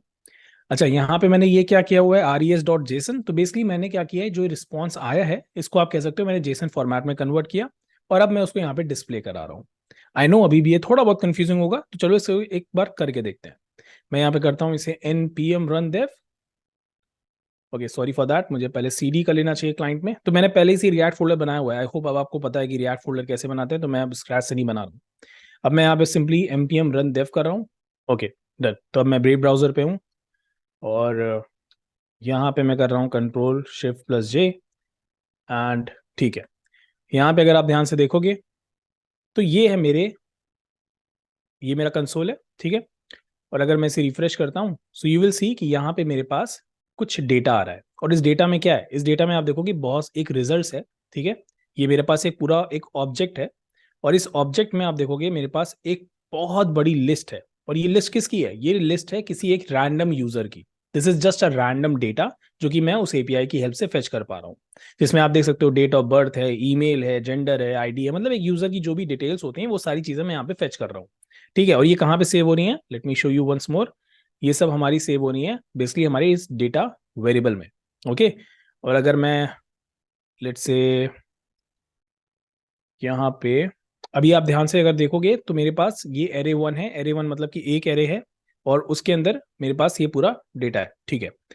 So this make sense right, तो ये मेरे पास डेटा आ रहा है। अब लेट से मैं इसी डेटा को शो कराना चाहता हूं अपने रिएक्ट जेएस के या फिर अपने ब्राउजर के फ्रंट एंड पे। मैं इसी डेटा को, ये जो डेटा भी मैंने कंसोल पे रन कराया हुआ है, मैं चाहता हूँ कि यार वो मेरे ब्राउजर पे डिस्प्ले हो। क्या मैं ऐसा कर सकता हूँ? बिल्कुल कर सकता हूँ। मुझे इसके लिए क्या करना होगा, मुझे सिंपली यहाँ पे एक चीज़ ये करनी होगी। पहली चीज़ कि मैं यहाँ पे एक यू स्टेट बना लूंगा। लेट से मुझे उस डेटा को सेव करा के रखना है और रेंडर कराना है, तो डेफिनेटली मुझे यू स्टेट की वैसे भी ज़रूरत पड़ने वाली है। सो फ्रॉम मैंने किया रिएक्ट, और अब मैंने क्या किया, यहाँ पे मैं गया, लेट से मैं इसका नाम लेता हूँ, इसका नाम लेते हैं यूज़र डेटा, ठीक है, या फिर यूज़र लिख देते हैं, और सेट यूज़र, ठीक है। और इसको मैं एक एम्प्टी स्ट्रिंग बना देता हूँ, ठीक है, एक इनिशियलाइज कर देता हूँ। और ये जो भी यूज़र है मैं उसको यहाँ पे डिस्प्ले करा दूंगा। लेट्स से मैं यहाँ पे इस तरह से यूज़र को डिस्प्ले करा दूँ। अब मेरे पास जो डेटा है वो तो यहाँ पे है, अब मुझे इस डेटा को सेट करना पड़ेगा डेफिनेटली, राइट। तो मैं यहाँ पे इसको सेट करूंगा, सेट यूज़र, और इस डेटा को मैं सेट करूंगा। But there is a problem in it. Problem ये है क्योंकि ये डेटा जो है ये एक ऑब्जेक्ट था। Late me show you. तो आप देखोगे यहाँ पे एरर आ रहा है कि यार आप जो है किसी ऑब्जेक्ट को यहाँ पे रेंडर नहीं करा सकते। So that's why we are seeing this error, कि आप किसी भी ऑब्जेक्ट को यहाँ पे रेंडर नहीं करा सकते। तो आप देख सकते हो कई सारे एरर्स मेरे पास आ रहे हैं।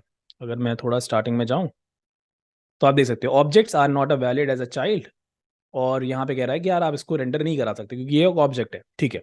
तो मुझे इस ऑब्जेक्ट को कन्वर्ट करना पड़ेगा। तो what I will do is I will simply convert this object to a JSON string. And again don't worry, अगर आपको नहीं पता है बस इतना समझ लो कि अभी मैं इसको स्ट्रिंग फॉर्मेट में चेंज कर रहा हूँ, ठीक है, जेसन डॉट स्ट्रिंगिफाई। और मैं इस डेटा को यहाँ पे लूंगा और मैं इस स्ट्रिंग को अब आराम से सेट करा दूंगा। तो स्ट्रिंग में कोई दिक्कत नहीं आएगी और स्ट्रिंग हमारी यहाँ पे रेंडर भी हो जाएगी। But now you will see कि we have a problem. The problem is if you will see कि मैंने जैसे ही ये चीज की, लगातार यहाँ पे मेरे पास यूजर का डेटा आ जा रहा है। और आप देख सकते हैं बहुत तेजी से मेरा ये ब्राउजर जो है वो बहुत तेजी तेजी से रन कर रहा है। और सिर्फ रन ही नहीं कर रहा है, वो यहाँ पे डेटा को बार बार रेंडर कराता जा रहा है, रेंडर कराता जा रहा है, रेंडर कराता जा रहा है। अब ऐसा क्यों हुआ, चलिए समझते हैं। और अगर ये ऐसे ही मैं करता रहा ना तो ये क्रैश कर जाएगा। तो अभी के लिए मैं इसको बंद कर देता हूँ, अदरवाइज ये क्रैश कर जाएगा और स्टैटिक हो जाएगा मेरा ब्राउजर। तो मैं इसको अभी के लिए बंद कर देता हूँ। चलो ठीक है, बंद हो गया। Now why this particular thing happened, ऐसा हुआ क्यों? ऐसा इसलिए हुआ, ध्यान से देखना, ये जो रैंडम यूजर एपीआई है जिससे मैं डेटा फेच कर रहा हूं, ये बार बार मुझे रैंडम यूजर्स का डेटा देती है, ठीक। मैंने पहली बार जब ये एप्लीकेशन रन की होगी, ठीक है, पहली बार मेरा कंपोनेंट रन किया होगा, ये कंपोनेंट पहली बार वो इसको रन करेगा, कहेगा अच्छा एक यूज स्टेट है, फिर यहाँ पे एक फंक्शन है, ओके। फिर वो इस देखेगा कि इस फंक्शन को कॉल किया गया है। फिर वो यहाँ पे आएगा, कहेगा अच्छा चलो मैं डेटा फेच कर लेता हूँ। उसने डेटा फेच किया, उसको कन्वर्ट वन्वर्ट किया, और फिर क्या किया इसने, फिर इस डेटा को यहां पर सेट कर दिया गया, राइट। और जैसे ही हमने डेटा को सेट किया, हम लोगों ने अपने लास्ट लेक्चर में पढ़ा था कि यूज स्टेट का जब हम यूज करते हैं और यूज स्टेट के थ्रू हम कोई वैल्यू जब सेट कराते हैं तो हमारा जो कंपोनेंट होता है वो क्या होता है, री रेंडर हो जाता है। तो जैसे ही मैंने यहाँ पे इसको सेट किया, मेरा ये कंपोनेंट री रेंडर हो गया, मतलब कि मेरा कंपोनेंट फिर से एग्जीक्यूट हो गया। फिर से एग्जीक्यूट होने पे क्या हुआ, अगेन ये रन किया, अगेन का अच्छा ये फंक्शन है, फिर वो कहता है अच्छा इस फंक्शन को कॉल किया गया है, फिर से इसने एक दूसरे रैंडम यूजर का डेटा फेच किया, क्योंकि ये एपीआई आपको बार बार रैंडम यूजर का ही डेटा देगी, नाम से ही पता चल रहा है। और फिर से इसने उसको सेट किया। जैसे इसने सेट किया, अगेन से री रेंडर हो गया। तो एक तरह से अगर आप ध्यान से देखो, we are in an infinite loop. मैं बार बार जैसे जैसे डेटा को सेट करते जा रहा हूं, बार बार मेरा कंपोनेंट री रेंडर होता जा रहा है। वजह क्या है? क्योंकि मैं उस डेटा को यहाँ पे सेट कर रहा हूँ ताकि मैं उसको डिस्प्ले करा सकूं अपने ब्राउजर पे। एक्चुअली मैं डिस्प्ले कराना है, दैट्स नॉट इंपॉर्टेंट, बट मैं यहाँ पे क्योंकि सेट करा रहा हूँ, और हमने यूज स्टेट में पढ़ा हुआ है कि जब भी हम डेटा को सेट कराते हैं यूज स्टेट का यूजर के, तो वो तुरंत से री रेंडर कर देता है कंपोनेंट को। और यही बार बार हो रहा है।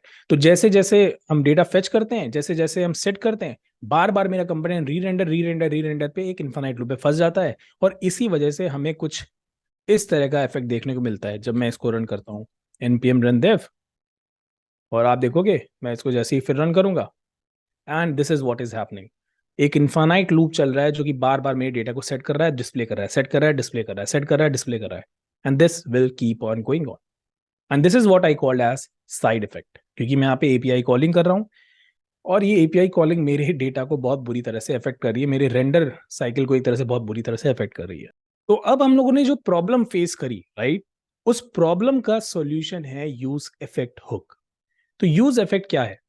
Use effect is a hook provided by react, a popular JavaScript library for building user interfaces. It is used to perform side effects in function components. तो ये function component में यूज होता है। तो हम लोगों ने देखा ये function component क्या होते हैं। Side effects in React components refer to operation that affect the external world. तो जैसे कि मैंने बोला था कि हर वो ऑपरेशन जो कि आपकी यूआई लेवल पे कोई फर्क ना डाले, क्योंकि देखो एचटीटीपी पे रिक्वेस्ट भेजना, एपीआई से रिक्वेस्ट करना, ये सारी चीजें क्या होती है, दिस इज नॉट समथिंग जो कि डायरेक्टली आपके यूआई पे इफेक्ट डालेंगी। तो ये सब ऐसी चीजें हैं जो आप साइड में रन करते हो, और फिर उनका जो डेटा आता है उसका आप डेफिनेटली यूज करते हो। तो जैसे कि आपने मेकिंग एन एपीआई रिक्वेस्ट हो गया, storing data in browser storage, sending the HTTP request, इस तरह की जो चीजें होती हैं जो कि आपकी यूआई को छोड़ के होती हैं, वो सारी चीजें आप यूज इफेक्ट के अंदर डाल देते हो। The use effect hook allows you to perform these side effects in functional component in a way that is both efficient and safe as well. Safe क्यों? क्योंकि यार अगर आप देखा होगा कि अभी हम लोगों ने जब यूज इफेक्ट नहीं यूज किया था, तो उसने क्या किया, मेरे मेरे ब्राउजर को एक तरह से एक ऐसा टाइम आएगा जब मेरा ब्राउजर ही क्रैश कर जाएगा, राइट। तो हमें डेफिनेटली ऐसा भी नहीं चाहिए कुछ करना है, मतलब इस तरह का हम नहीं चाहेंगे, राइट। तो that's why we will use effect. अब यूज इफेक्ट को किस तरह से हम डिफाइन करते हैं? तो यूज इफेक्ट हम लिखते हैं, उसके बाद इसमें दो चीजें हम पास करते हैं, दो आर्ग्यूमेंट्स पास करते हैं। एक होता है हमारा फंक्शन, राइट, ये फंक्शन है। और दूसरी होती है हमारी डिपेंडेंसी लिस्ट, ठीक है। अगेन ये ऑप्शनल होती है, बट हम ये दोनों नॉर्मली प्रोवाइड करते हैं। अब यूज इफेक्ट में ये जो फंक्शन है, ये साइड इफेक्ट जो आपके मतलब जो भी कोड है जिसमें साइड इफेक्ट होगा, जिसमें प्रॉब्लम आपको लगता है, प्रॉब्लम एज इन कि जिसमें साइड इफेक्ट होने के चांसेस हैं, एपीआई रिक्वेस्ट कर रहे हो, एचटीटीपी से आप बैकएंड से रिक्वेस्ट कर रहे हो, कुछ इस तरह का कर रहे हो, तो वो सारा कोड आपका इस वाले फंक्शन के अंदर जाएगा। और फिर ये जो दूसरी चीज है जिसे हम कह रहे हैं डिपेंडेंसीज, तो ये डिपेंडेंसीज बेसिकली एक तरह से आप कह सकते हो कि इसको मुझे कब एग्जीक्यूट कराना है, ये मैं इस डिपेंडेंसी लिस्ट के थ्रू बता सकता हूं। अब ये चीज थोड़ा ज्यादा समझ में आएगी जब हम लोग अभी इसको प्रैक्टिकली करके देखेंगे, ठीक है। तो चलिए इसका प्रैक्टिकल देखते हैं। Let me go to the Visual Studio Code. अभी हम लोगों ने फेच डेटा वाला फंक्शन डायरेक्टली यूज किया, और इसका हमने अभी परिणाम भी देख लिया। सो इंस्टेड ऑफ दिस हम लोग यहाँ पे अब यूज इफेक्ट को लेके आएंगे, और यूज इफेक्ट को मैं यहाँ पे यूज करूंगा।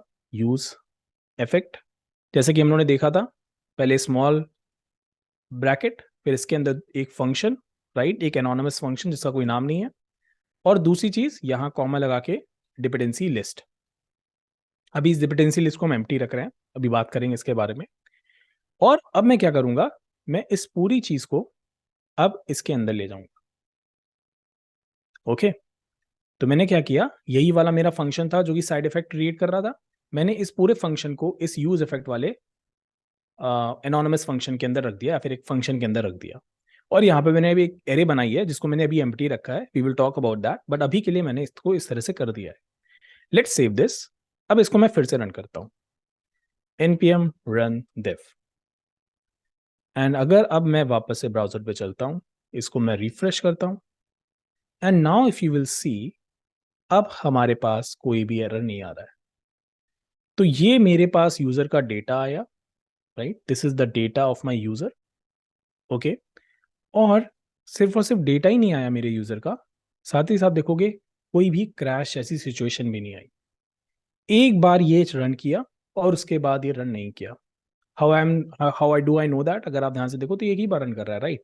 अगर मैं यहाँ पे लेट्स से कंसोल करता हूँ कुछ, कंसोल डॉट लॉग रेंडर, ठीक है, इसको मैं रेंडर करता हूँ, सेव करते हैं। तो आप ध्यान से देखना, रिफ्रेश, ओके। अब आप देखोगे ये 2-3 बार जो रेंडर हुआ है, ये एक्चुअली में ये हुआ क्या, ये थोड़ा इस वजह से इतनी बार रेंडर हो रहा है, let me tell you why.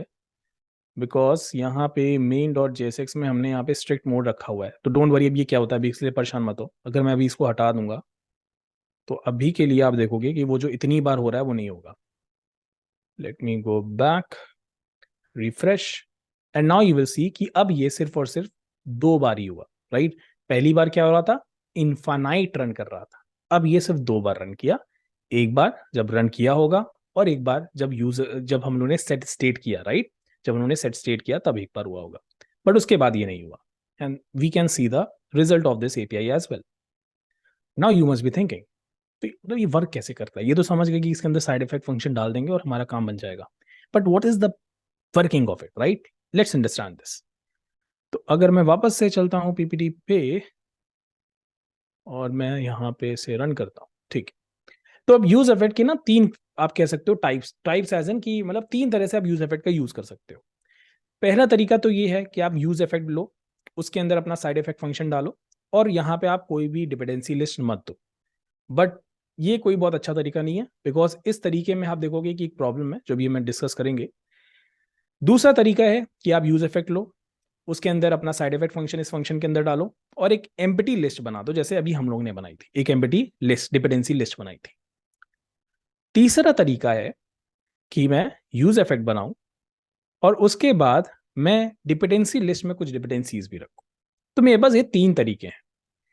पहले तरीके या पहले दूसरे तीसरे तरीके में एक चीज कॉमन है कि ये जब आप इनमें से किसी का भी यूज करोगे, पहली बार तो यूज इफेक्ट रन करेगा ही रन करेगा, मतलब आपका जो साइड इफेक्ट वाला फंक्शन है वो तो रन करना ही है।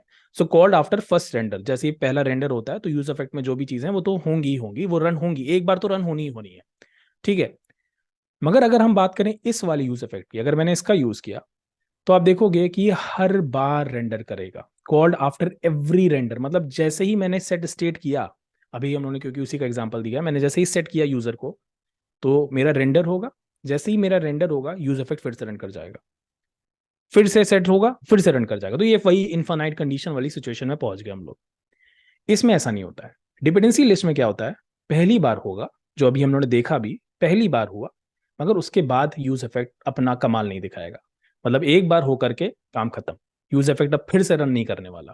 क्योंकि अभी हम लोगों ने इसका एग्जाम्पल भी देखा, पहली बार तुम्हारी रिएक्ट एप्लीकेशन जब रेंडर हुई तो पहला कंसोल दिखा हमें, दूसरी बार जब सेट हुआ होगा यूजर तो वो एक रेंडर दिखा हमें, मगर उस रेंडर के दौरान यूज इफेक्ट फिर से रन नहीं किया है। अगर रन कर जाता तो फिर से सेट हो जाता, मगर ऐसा हुआ नहीं।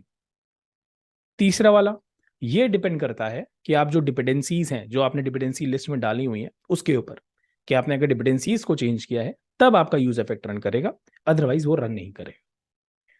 इसका एक एग्जांपल फिर से देख लेते हैं, पहले वाले का ये देख लेते हैं, ये वाले का जो अभी हम लोगों ने बात की। अभी मैं इस डिपेंडेंसी लिस्ट को यहां से लेट से हटा देता हूं, यहां से मैं ये डिपेंडेंसी लिस्ट हटा देता हूं, ठीक, मैं सेव करूंगा, फिर से चलते हैं।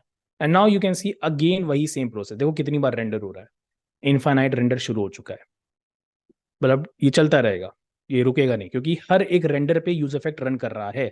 तो जितनी बार रेंडर हो रहा है, जितनी बार मेरा सेट यूजर जो है, राइट, जो मेरा यूज स्टेट है, जितनी बार वो डेटा को सेट कर रहा है, जितनी बार यूजर को सेट कर रहा है, उतनी बार मेरा रेंडर हो रहा है, और हर एक रेंडर के बाद मेरा यूज इफेक्ट वाला जो फंक्शन है, जो उसके अंदर फंक्शन है, वो भी रन कर रहा है, ठीक है, क्योंकि हर बार कंपोनेंट रन कर रहा है तो यूज इफेक्ट वाला भी रन कर रहा है।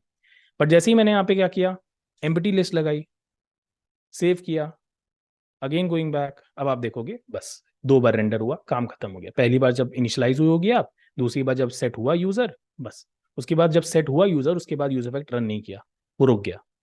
तीसरा होता है, जैसा कि हमने डिस्कस किया, वो डिपेंड करता है हमारी डिपेंडेंसी लिस्ट पे। अब डिपेंडेंसी लिस्ट वाले को समझने के लिए मैं आपको एक दूसरा एग्जांपल दिखाऊंगा, क्योंकि इसके थ्रू वो नहीं हो पाएगा। फिर अब हम आते हैं अपने काउंटर डॉट टी पे, तो मैं इस वाली फाइल को अभी के लिए कॉपी कर रहा हूँ, ठीक है, और ये आई थिंक मेरे पास पहले से नहीं है, तो मैं इसको भी सेव कर लेता हूँ ताकि आप लोगों को मैं प्रोवाइड कर सकूँ।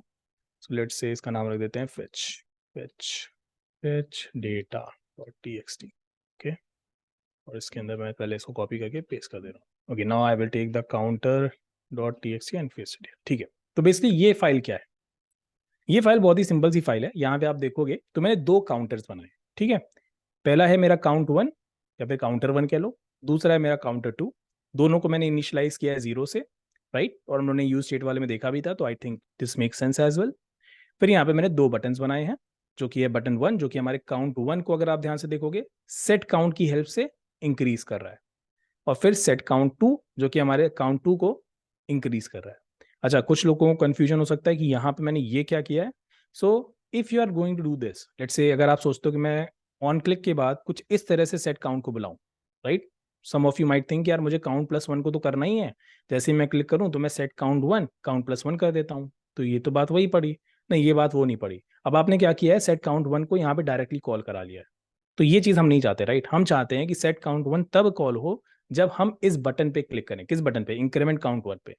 तो इसीलिए आप देखोगे मैंने यहाँ पे एक एरो इस तरह से अटैच कर दिया है, this. Okay, this arrow will make sure कि जब मैं सेट काउंट वाले मतलब जब मैं इस बटन पे क्लिक करूं तभी ये सेट काउंट वन जो कि मेरा यूज स्टेट का फंक्शन है वो तभी कॉल हो। और हमने पढ़ा हुआ है कि काउंट वन वेरिएबल में अगर हमें चेंजेस लाने हैं तो हम सेट इस वाले फंक्शन का यूज करके वो कर सकते हैं, राइट। तो यहाँ पे मैंने इसीलिए सेट काउंट वन का यूज किया है, इसमें काउंट वन को इंक्रीज किया है। ठीक उसी तरह से यहाँ पे भी किया है। इसको मैंने सेव किया।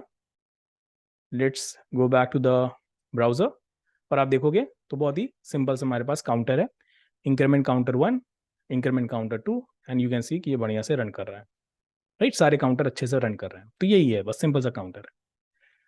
अब इस फाइल में एक और चीज आप देखो, मैंने यहाँ पे एक यूज इफेक्ट भी लगाया हुआ है, ठीक है। और इस यूज इफेक्ट को अभी आप देखो तो मैंने यहाँ पे कोई भी एम्प्टी मतलब इसमें कोई लिस्ट नहीं ली, डिपेंडेंसी लिस्ट नहीं रखी है। और डिपेंडेंसी लिस्ट नहीं रखी है तो हर रेंडर के बाद ये रन करेगा, हर रेंडर के बाद। और इसको भी हम लोग चेक भी कर लेते हैं।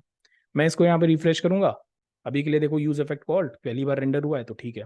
अब देखना यहाँ पे क्या होगा, increment count one, use effect called.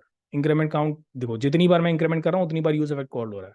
फिर इसके बाद देखो इंक्रीमेंट काउंट टू पे again it is getting called, right. तो मतलब जितनी बार भी मेरे स्टेट में चेंज हो रहा है उतनी बार रेंडर हो रहा है, और जितनी बार रेंडर हो रहा है उतनी बार यूज इफेक्ट भी रन कर रहा है, ठीक है। तो ये हो गया हमारा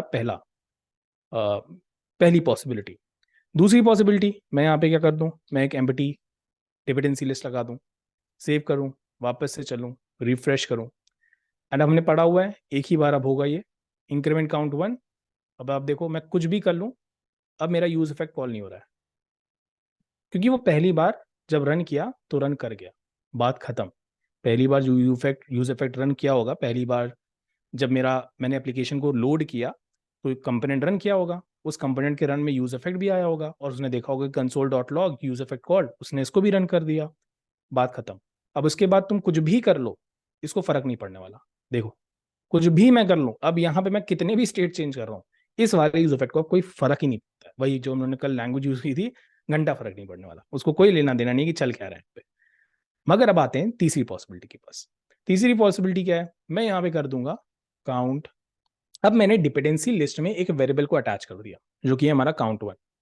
now this will make sure कि यूज इफेक्ट पहली बार तो होगा ही होगा, बट काउंट वन जब मैं इंक्रीज करूं, मतलब मैं जब काउंट वन में चेंजेस लाऊंगा तब भी ये यूज इफेक्ट कॉल्ड होगा। Let's see that. Save, going back, refresh, पहली बार रन होगा। ये तो हर मैंने पढ़ा ही था, हर एक पॉसिबिलिटी में यूज इफेक्ट पहली बार तो रेंडर होना ही होना है। अब देखो मैं काउंट टू को जब कॉल करता हूं तो मेरा यूज इफेक्ट कॉल नहीं हो रहा है, मैं कितना भी काउंट बढ़ा दूं। बट अगर मैं इंक्रीमेंट काउंट वन करूंगा, यू कैन सी जितनी बार मैं काउंट कर रहा हूँ इंक्रीमेंट उतनी बार मेरा यूज इफेक्ट कॉल्ड हो रहा है। टू पे जाऊंगा कुछ फर्क नहीं पड़ेगा, काउंट वन पे जाऊंगा फिर से फर्क पड़ेगा, क्योंकि अब काउंट वन हमारी डिपेंडेंसी लिस्ट का पार्ट बन चुका है। इसी तरह से अगर मैं यहाँ पे काउंट टू कर देता हूँ, अगेन गोइंग बैक, तो देखना अब मैं काउंट टू पे इंक्रीमेंट करूंगा तो होगा, वन पे कोई फर्क नहीं पड़ेगा, बट काउंट टू पे फर्क पड़ेगा। तो आप देख सकते हो फर्क पड़ रहा है, ठीक है। और अगर मैं दोनों कर दूं तो क्या मैं ऐसा भी कर सकता हूँ? बिल्कुल कर सकते हो। डिपेंडेंसी लिस्ट है, ये एक एरे है, ये इसमें जितने चाहे उतनी तुम अपनी डिपेंडेंसीज को डाल सकते हो। अब ये कैसे पता चलता है? Again it's all about practice. जब आप प्रोजेक्ट्स बनाते हो तो आपको पता चल जाता है और आपको रिएक्ट भी बताता रहता है टाइम टू टाइम कि यार ये जो तुमने यूज इफेक्ट यूज किया है इसके डिपेंडेंसी लिस्ट में ना ये डाल दो तब बनेगी। तो वो प्रैक्टिस वाला पार्ट है, ठीक है। अभी कॉन्सेप्ट हम समझ रहे हैं, इसीलिए काउंट फन कर दिया मैंने, ठीक। मैं वापस से चलता हूँ। अब देखो, क्योंकि मैंने यूज इफेक्ट को दोनों दोनों काउंट वन काउंट टू पे डिपेंड करवा दिया है, तो इस पे भी रन करेगा, इस पे भी रन करेगा। See, right? And this is what this chart is all about. Call after first render, call after first render, first render जब पहली बार एप्लीकेशन लोड हो रही है। This is called after every render. This is called only once. पहली बार जब run कराया, पहली बार रेंडर हुआ यूज इफेक्ट, बात खत्म हो गई वहीं पे। तुम फिर उस वक्त कुछ भी करते रहो, फर्क नहीं पड़ रहा यूज इफेक्ट को। तीसरी वाले में डिपेंडेंसी पे डिपेंड करा दिया कि यार डिपेंडेंसी को चेंज वेंज होगी तो यूज इफेक्ट रन करेगा, अदरवाइज उसको भी फर्क नहीं पड़ने वाला है। तो आगे बढ़ने से पहले मैं एक बहुत ही इंपॉर्टेंट, बहुत बहुत बहुत इंपॉर्टेंट चीज़ के बारे में डिस्कस करना चाहूँगा, जिसे हम कहते हैं ऑर्डर ऑफ एग्जीक्यूशन। कि किस तरह से आखिर में जो रेंडरिंग होती है, उस रेंडरिंग के प्रोसेस में किस तरह से आपका यूज इफेक्ट रन करता है। तो चलिए इसको समझते हैं with the help of an example. अब आप अपनी स्क्रीन पे देखोगे कि मैंने एक बहुत ही सिंपल सा कोड लिखा हुआ है, ठीक है। अभी आप सिर्फ इस कोड पे ध्यान दो, अभी इस पे मत ध्यान दो काउंट वेरिएबल में क्या है, अभी बस आप इस कोड पे ध्यान दो। जहाँ पे आप देखोगे मैंने लिखा हुआ है यूज इफेक्ट और फिर मैंने लिखा हुआ है console dot log render out. अब अगर मैं आपसे एक क्वेश्चन पूछूं कि अगर मैं इस एप्लीकेशन को रन करूंगा तो आपको क्या लगता है सबसे पहले क्या प्रिंट होगा? ये प्रिंट होगा और फिर ये प्रिंट होगा, या फिर ये प्रिंट होगा और फिर ये प्रिंट होगा? सोचिए थोड़ी देर के लिए। आई होप आपने सोचा होगा। लेट्स सी कि इसका रिजल्ट क्या आता है। तो मैं आ गया हूँ ब्राउजर पे और आप ध्यान से अगर देखो, इस पे ध्यान मत दो, अभी इसका इंपॉर्टेंस नहीं है, इस पे ध्यान दो। तो इसमें अगर आप ध्यान से देखो तो यहाँ पे सबसे पहले रेंडर आउट कंसोल हुआ है और फिर यूज इफेक्ट रेंडर हुआ है। क्या आपने भी यही सोचा था कि आपने ये सोचा था कि पहले ये रन होगा और फिर ये रन होगा? अगर आपने ये सोचा था कि पहले ये रन होगा और फिर ये रन होगा तो आपका आंसर गलत है, ऐसा नहीं होता है।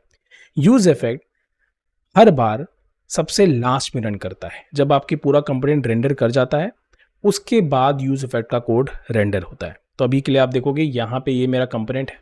जब पहली बार ये कंपोनेंट रन किया, रेंडर करा, हमारी स्क्रीन पे ब्राउजर पे हमारा डेटा डिस्प्ले किया, तो उसने ये लाइन एग्जीक्यूट की होगी और फिर जैसे उसने यूज इफेक्ट को देखा इसने इसको इग्नोर कर दिया और उसने कहा पहले यार मैं इसको रन करूंगा और फिर देखूंगा कि कोई यूज इफेक्ट है क्या, और फिर उसके बाद उसको मैं यहाँ पे रन कराऊंगा, जो कि आप देख सकते हो यहाँ पे वही हो रहा है। अगर लेट्स से मैं यहाँ पे फॉर एग्जांपल और यहाँ पे लिख देता हूँ कंसोल डॉट लॉग, यहाँ पे in order to make things clear यहाँ पे मैं लिख देता हूँ 1 और इसको मैं लिख देता हूँ लेट्स से 2, ठीक। अब ध्यान से देखना कैसे ही रन होगा। तो आप देख सकते हो पहले रेंडर आउट 1 आया है, फिर रेंडर आउट 2 आया है और फिर यूज इफेक्ट का रेंडर आया है। द पॉइंट इज कि यूज इफेक्ट अभी भी लास्ट में रन कर रहा है, मतलब ये तो रन किया ही पहली बार, उसके बाद यूज इफेक्ट वाला रन नहीं किया, पहले ये रन किया और फिर ये रन किया। And this is how use effect works, this is how use effect अपने डेटा को डिस्प्ले कराता है। तो अगर लेट्स से मैं यहाँ पे कोई फंक्शन बना देता हूँ just to make things a little bit more complex, let's say मैं एक फंक्शन ऐसी बना देता हूँ display data, display hi for example, ठीक। और अगेन मैं यहाँ पे फंक्शन वाले उसका यूज़ कर रहा हूँ, बट आप वो भी यूज़ कर सकते हो, एक माई स्क्रिप्ट का भी यूज़ कर सकते हो, तो कभी कभी गलती से भी हो जाता है मुझसे। सो कंसोल डॉट लॉग और मैंने यहाँ पे लेट से किया हाई, ठीक। अब अगेन अगर आप देखोगे मैं यहाँ पे से कॉल भी कर लेता हूँ डिस्प्ले हाई, ठीक है। तो मैंने इस थिंग्स को थोड़ा कॉम्प्लिकेटेड किया।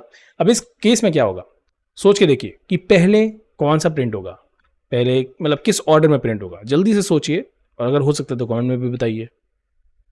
आई होप आपने सोचा होगा। अगर इसका ऑर्डर एग्जीक्यूशन समझना है तो बहुत ही सिंपल है। पहले ऐप कंपोनेंट रन किया, उसके बाद ये रन करेगा, उसके बाद ये फंक्शन है और इस फंक्शन को यहाँ पे कॉल किया है तो फिर ये रन करेगा और उसके बाद ये रन करेगा एंड देन उसके बाद ये रन करेगा। तो अगर मैं वापस से ब्राउजर पे चलता हूँ, let me refresh it, you can see render out 1, फिर हाई, फिर render out 2 and then use effect का रेंडर रन किया, मतलब जो उसके अंदर का कोड रन किया। और अगर आप इसको थोड़ा ऊपर नीचे भी कर दोगे, ठीक है, यहाँ पे भी कर दोगे तो यहाँ पे अब रेंडर आउट पहले आ जाएगा, राइट। तो आप देखना यहाँ पे मैं इसको फिर से रिफ्रेश करता हूँ तो आप देखो render 1, render out, high and use effect render. Now the point is कि देखो हर चीज तो लाइन बाय लाइन रन करती है, ये अब इस पहले लाइन पे रन करता है, फिर ये अपने हिसाब से रन करता है, फिर ये अपने हिसाब से रन करता है, बट यूज इफेक्ट का कोड हमेशा सबसे लास्ट में रेंडर होता है।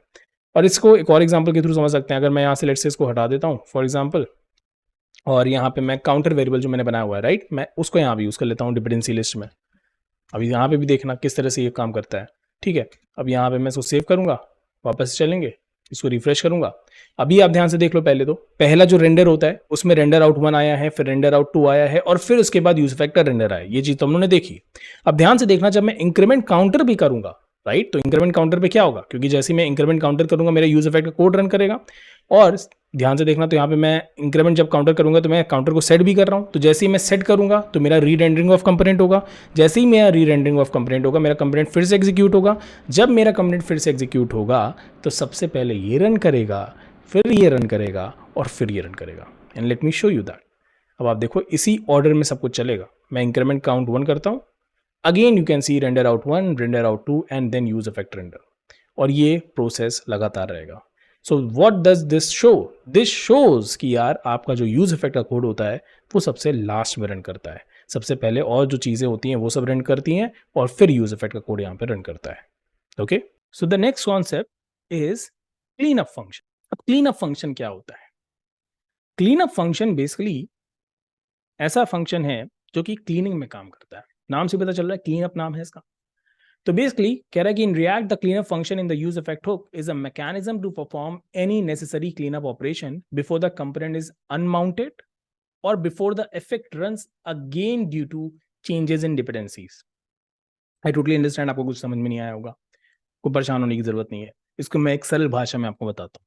सरल भाषा में आप समझ लो कि क्लीनअप फंक्शन एक काम करने वाला हमारा कर्मचारी है, जो कि क्या करता है कि जहां पे भी कुछ, जब बहुत ज़्यादा गंदगी फैल जाती है तो उसको जाके वो साफ कर देता है। तो क्लीनअप फंक्शन भी वही करता है। So the cleanup function in React use effect is like a janitor. It makes janitor as in जो साफ सफाई करने वाले कर्मचारी होते हैं उनकी बात हो रही है। It makes sure that everything is tidy before a component disappears from the screen or before it gets a makeover because something it depends on change. It helps prevent messy situations, keeping things running smoothly. At the end of the day, use effect क्या करता है, जब run करता है तो बहुत सारी mess create कर देता है, और वो जो मेस होती है उसको साफ करने का काम क्लीन अप फंक्शन का होता है। अब हम कैसे क्लीन अप फंक्शन को यूज करते हैं इसका एग्जाम्पल समझते हैं, तब ज्यादा हमें ये चीज समझ में आएगी। तो जैसे कि फॉर एग्जाम्पल मैं चलता हूँ विजुअल स्टूडियो कोड पे, और यहाँ पे मैं क्या करूंगा, मैं एक और मैंने फाइल बनाई हुई है by the name of cleanup.txt। Again all these files will be share with you on GitHub, तो डोंट वरी। तो मैं क्या करूंगा, मैं यहाँ पे मैंने फेच डेटा रखा ही हुआ है, तो मैं सिंपली क्लीनअप फंक्शन में जो कोड है मैं अपने लिए मैंने किया ताकि इजी पड़े, मुझे डायरेक्टली कॉपी पेस्ट कर सकूँ, तो मेरे लिए काम आसान हो जाएगा। ठीक है, तो मैंने यहाँ पे क्लीनअप फंक्शन को समझने के लिए एक फाइल बनाई हुई है, और फाइल अगेन बहुत ही सिंपल सी फाइल, वही एक काउंट है जिसके थ्रू मैं काउंट को इंक्रीज करूंगा। उसके लिए मेरे पास एक बटन है और मैं इंक्रीमेंट करूंगा। और मेरा यूज इफेक्ट अगर आप देखोगे तो काउंट हमारा जो वेरिएबल है वो डिपेंडेंसी लिस्ट का पार्ट है, मतलब कि यूज इफेक्ट रन करेगा पहली बार तो रन करेगा ही, जब जब काउंट चेंज होगा तब भी यूज इफेक्ट रन करेगा। तो अगर हम लोग जाते हैं, if you will C, okay यहाँ पे उसका वो थोड़ा खराब हो गया है सीरियस पार्ट, डोंट वरी। अब यहाँ पे अगर आप देखोगे मैं कर रहा हूँ इंक्रीमेंट, सो आप देख सकते हो 2 3 4 5 6, एंड यूज इफेक्ट भी बार बार रन कर रहा है। ठीक, अब क्लीन अप को समझते हैं। तो क्लीन अप बेसिकली क्या करता है, लेट्स से अभी के लिए मैं क्या करता हूँ, बस आपको समझाने के लिए मैं यहाँ पे एक रिटर्न दूंगा, और क्लीनअप फंक्शन को आप डायरेक्टली इस तरह से रिटर्न करा सकते हो। ठीक है, और कुछ रिटर्न नहीं करा सकते यूज इफेक्ट से, मगर ये रिटर्न फंक्शन इस तरह से आप रिटर्न कराओगे तो ये क्लीनअप फंक्शन की तरह वर्क करेगा। और मैं इस क्लीनअप फंक्शन के अंदर एक कंसोल कराऊंगा, और यहाँ पे मैं लिखूंगा cleaning mess of use effect. ठीक है, और मैं यहाँ पे क्या करूंगा, just for the sake of example मैं यहाँ पे सेट काउंट को वापस से 0 कर दूंगा, जस्ट टू शो यू कि कैसे क्लीनर वर्क करता है। तो अगेन अब आप देखोगे तो मेरे यूज इफेक्ट में कंसोल डॉट लॉग तो है ही, फिर उसके बाद एक रिटर्न है, और उसके बाद यहाँ पे एक वेरिएबल काउंट है जो मतलब जैसे पहले से था वैसे ही है। मैं वापस से चलता हूँ। नाउ लेट्स सी द मजेदार थिंग। मजेदार थिंग अब ये होने वाली है कि मैं इंक्रीमेंट करूंगा, बट यू विल सी कि मेरा इंक्रीमेंट हो नहीं रहा है। मैं जैसे जैसे इंक्रीमेंट कर रहा हूँ again value is going back to the zero. Increment increment आप देखोगे एक फ्लक्चुएशन है, मतलब 1 पे जा तो रहा है पर अगेन वो 0 पे वापस से आ जाता है। ऐसा क्यों हो रहा है? ऐसा इसलिए हो रहा है, अब ध्यान देना कंसोल पे, यहाँ पे ध्यान देना, मैं कर रहा हूँ इंक्रीमेंट, एंड यू विल सी जैसे ही मैंने इंक्रीमेंट किया, ये हुआ क्या कि वो इंक्रीमेंट करने के बाद यहाँ पे हमारा cleaning mess of use effect run कर जा रहा है, जिसकी वजह से जो भी यूज इफेक्ट कर रहा है उसको वापस से क्लीन कर दिया जा रहा है। फिर से ये रन किया, ठीक है, जब मैंने दूसरी बार इंक्रीमेंट किया होगा, फिर से इसने क्या किया, मेरे जो बेसिकली क्लीन अप फंक्शन है उसने फिर से मेरे यूज इफेक्ट को फिर से क्लीन कर दिया, राइट, गेटिंग माई पॉइंट। मतलब कि वो बार बार क्या कर रहा है, मैं जैसे जैसे इंक्रीमेंट करता हूँ काउंट की वैल्यू को, सेट काउंट +1, ठीक है, तो डिफरेंटली जैसे मैं सेट काउंट +1 करूंगा तो क्या होगा, ये रन करेगा कंपोनेंट, फिर से री रेंडर होगा, वो यूज इफेक्ट के पास भी जाएगा, वो इसको भी रन करेगा, फिर उसके अंदर क्लीन अप फंक्शन है, तो क्लीन अप फंक्शन के अंदर फिर सेट काउंट 0 हो जाएगा। तो मतलब मैं काउंट 1 कर भी रहा हूँ तो भी फर्क नहीं पड़ रहा, क्योंकि मेरा यूज इफेक्ट का जो क्लीन अप फंक्शन है वो again making it this count back to 0। कुछ भी कर सकते हो, मैं 0 लिखा है, आप यहाँ पे कुछ और करना चाहो कर लो, आप यहाँ पे 10 कर दो, फर्क नहीं पड़ता उससे। द पॉइंट जो हमें समझने वाला है वो ये है कि क्लीन अप फंक्शन कैसे वर्क कर रहा है। Increment cleaning mess of use effect, increment cleaning mess of use effect, her bar use effect clean up function. अगर आपको रेंडरिंग का प्रोसेस समझ में आ गया तो आपको कुछ बहुत ज्यादा समझने की जरूरत नहीं है, बस इतना समझो कि जैसे ही सेट काउंट +1 किया वैसे ही मेरा ये कंपोनेंट री रेंडर किया। री रेंडरिंग के टाइम क्योंकि आप देखोगे काउंट, क्योंकि मेरे यूज इफेक्ट का पार्ट है, डिपेंडेंसी लिस्ट का पार्ट है, तो यूज इफेक्ट भी रन करेगा, तो तुरंत से इफेक्ट रन करा, ठीक है, यूज इफेक्ट रन करा, फिर मैंने यहाँ पे उसको तुरंत से क्लीन भी कर दिया। तो ये होगी प्रॉब्लम, मतलब problem as an clean up. But now you must be thinking कि यार ये सब तो ठीक है, आपने क्लीन विन कर दिया, मगर इसका एप्लीकेशन अभी भी नहीं दिख रहा। क्योंकि एप्लीकेशन इसका क्या होता है ना, इसका इस तरह से भी एप्लीकेशन देख सकते हो कि कई बार हम क्या करते हैं, हम लोग इवेंट लिसनर्स अटैच करते हैं। अब आप लोगों को अगर इवेंट लिसनर नहीं पता है तो थोड़ा सा जावास्क्रिप्ट का आपको हल्का सा ट्वीक करना पड़ेगा, जाना पड़ेगा समझने के लिए। और उस इवेंट लिसनर को ऐड करने के बाद कभी कभी हम रिमूव नहीं करते हैं, और क्लीन अप फंक्शन वहां पे हमारी हेल्प कर देता है। Let's understand this with the help of an example. जैसे कि यहाँ पे लेट्स से मैं एक ऐड करता हूँ एक event listener, document dot body dot add event listener, और यहाँ पे मैं क्लिक इवेंट ले रहा हूँ, मतलब जब मैं क्लिक करूँगा तो लेट्स से मैं एक फंक्शन कॉल करूँगा, फॉर एग्जांपल कॉन्स्ट, इसका नाम रख देते हैं क्लिकर, ऐसे ही कुछ भी नाम रख रहा हूँ क्लिकर, ठीक है। और क्लिकर के अंदर लेट्स से मैं यहाँ पे कंसोल करा दूंगा, कंसोल डॉट लॉग। तो अब ये ऐड इवेंट सॉरी ये ऐड इवेंट लिसनर क्या करेगा, इसको अभी हटा देते हैं। ये ऐड इवेंट लिसनर बेसिकली मेरे इस क्लिकर वाले फंक्शन को कॉल करा देगा, ठीक है।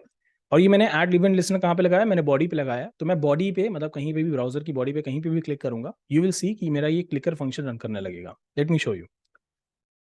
यहाँ पे मैं आया, इसको मैंने रिफ्रेश किया, अब देखना मैं यहाँ पे भी कहीं पे भी क्लिक करूंगा, ये मेरी पूरी ब्राउजर है, ब्राउडी है, मैं कहीं पे भी क्लिक कर रहा हूँ, यू विल सी कि मेरा इवेंट लिसनर काम कर रहा है, राइट। तभी यहाँ पे क्लिक कर बार बार लिख के आ रहा है। अब इस अप्रोच में प्रॉब्लम क्या है, इस अप्रोच में प्रॉब्लम ये है कि मैं बार बार क्या कर रहा हूँ, यहाँ पे इवेंट लिसनर को ऐड कर रहा हूँ। अब इवन दो अभी तो चलो यहाँ पे मैंने एक एग्जांपल लिया है, अगर मैंने इसी तरह से किसी पे इवेंट लिसनर ऐड किया और लेट्स से वो कंपोनेंट की अब मुझे ज़रूरत भी नहीं है, लेट्स से वो कंपोनेंट अनमाउंट होता है, अनमाउंट का मतलब एक तरह से कि अभी फॉर एग्जांपल आप उस तरह समझो कि उसके मुझे यूज़ नहीं है, ठीक है। इवन दो उस कंपोनेंट का मुझे अभी यूज़ नहीं है, वो अनमाउंट हो चुका है, स्टिल ये इवेंट लिसनर वहाँ पे रहेगा, मतलब कि ये फालतू में मेमोरी लेगा, ठीक है, और जिसकी वजह से क्या होगा, मेमोरी लीक्स होंगे, क्योंकि ये फालतू में है, इसका हमें ज़रूरत भी नहीं है। तो इसी तरह के अप्रोचेज में हम क्या करते हैं, यहाँ पे हम लोग रिटर्न कर देते हैं अपने क्लीन अप फंक्शन को, जिसके थ्रू जो भी इवेंट लिसनर अभी जैसे मैंने यहाँ पे ऐड किए हैं उसको मैं क्या कर दूंगा, रिमूव कर दूंगा। कैसे रिमूव करूंगा, अब जैसे यहाँ पे ऐड इवेंट लिसनर किया था, यहाँ पे मैं कर दूंगा रिमूव इवेंट लिसनर। सो ये क्लीनअप अब क्या मेक श्योर करेगा, ये क्लीनअप ये मेक श्योर करेगा कि ठीक है, जब तुम क्लिक करोगे तो यहाँ पे मैं इस इवेंट लिसनर को ऐड करूंगा, बट जैसे ही ये मतलब हमारा काम हो जाएगा, जैसे ही मेरा ये ऐड इवेंट लिसनर वाला रन करेगा क्लिक के बाद, उसके तुरंत बाद फिर इसको क्लीन भी कर दिया जाएगा, ठीक है। And that is the use of this clean up function. और भी इसके यूज होते हैं, but this is just to show you कि यार किस तरह से ये आपकी हेल्प कर सकता है, अगर आप कुछ मेस क्रिएट कर रहे हो बिकॉज ऑफ यूज इफेक्ट, उस मेस को आप किस तरह से रिमूव कर सकते हो। सो आई होप आपको ये कोर्स अच्छा लगा होगा और आपने काफी कुछ सीखा होगा। एंड डोंट वरी, परेशान मत हो, अभी आपको लग रहा होगा कि यार इसमें तो कोई प्रोजेक्ट नहीं था, बट डोंट वरी, अभी हम लोगों ने सिर्फ और सिर्फ कॉन्सेप्ट वाइज चीज़ों को समझा है कि आखिर में यूज स्टेट कैसे वर्क करता है, यूज इफेक्ट कैसे वर्क करता है। अभी देखो मैंने यहाँ पे अगर प्रोजेक्ट इंट्रोड्यूस कर दिया होता, जो मैं कर सकता था, मैं आपको प्रोजेक्ट के थ्रू भी चीज़ें पढ़ा सकता था, बट ट्रस्ट मी तब क्या होता है ना कि कहीं ना कहीं कॉम्प्लेक्सिटी ऐड हो जाती है, क्योंकि फिर हमें प्रोजेक्ट को स्ट्रक्चर करना पड़ता है, फिर बहुत सारी चीज़ों को और भी ध्यान देना पड़ता है, तो हमारा कॉन्सेप्ट कहीं ना कहीं थोड़ा सा पीछे चला जाता है। तो मैंने इस वीडियो पे सिर्फ और सिर्फ फोकस किया है कॉन्सेप्ट के ऊपर, बट आने वाले वीडियोस में डेफिनेटली हम लोग प्रोजेक्ट्स भी बनाएंगे जहाँ पे हम लोग यूज स्टेट, यूज इफेक्ट और जो भी हुक्स हम लोग अभी पढ़ेंगे उन सब का बेसिकली हम लोग एक साथ यूज भी करेंगे, तो तुमको एप्लीकेशन और अच्छे से समझ में आएगी। मुझे पता है कि अभी भी एप्लीकेशन बहुत अच्छी तरह क्लियर नहीं हुई होगी, मुझे अच्छे तरीके से पता है, तो डोंट वरी। मुझे पता है कि तुम्हें हो सकता है लग रहा हो कि यार एप्लीकेशन थोड़ी और समझ में आ जाए तो मजा आ जाए, तो आएगी, वो भी समझ में आएगी। थोड़ा वेट कर लो, प्रोजेक्ट बहुत जल्दी आएगा, उस प्रोजेक्ट में सारी एप्लीकेशंस भी क्लियर हो जाएंगी। बट अगर ये वीडियो अच्छा लगा है तो यार लाइक कर देना, अगर आप इस चैनल पर नए हो तो सब्सक्राइब जरूर से कर देना, और अगर आपको कुछ फीडबैक हो या फिर अगर आपको वीडियो सच में अच्छा लगा हो तो कमेंट भी कर देना। तो चलो मिलते हैं नेक्स्ट वीडियो में, till then take care, bye bye.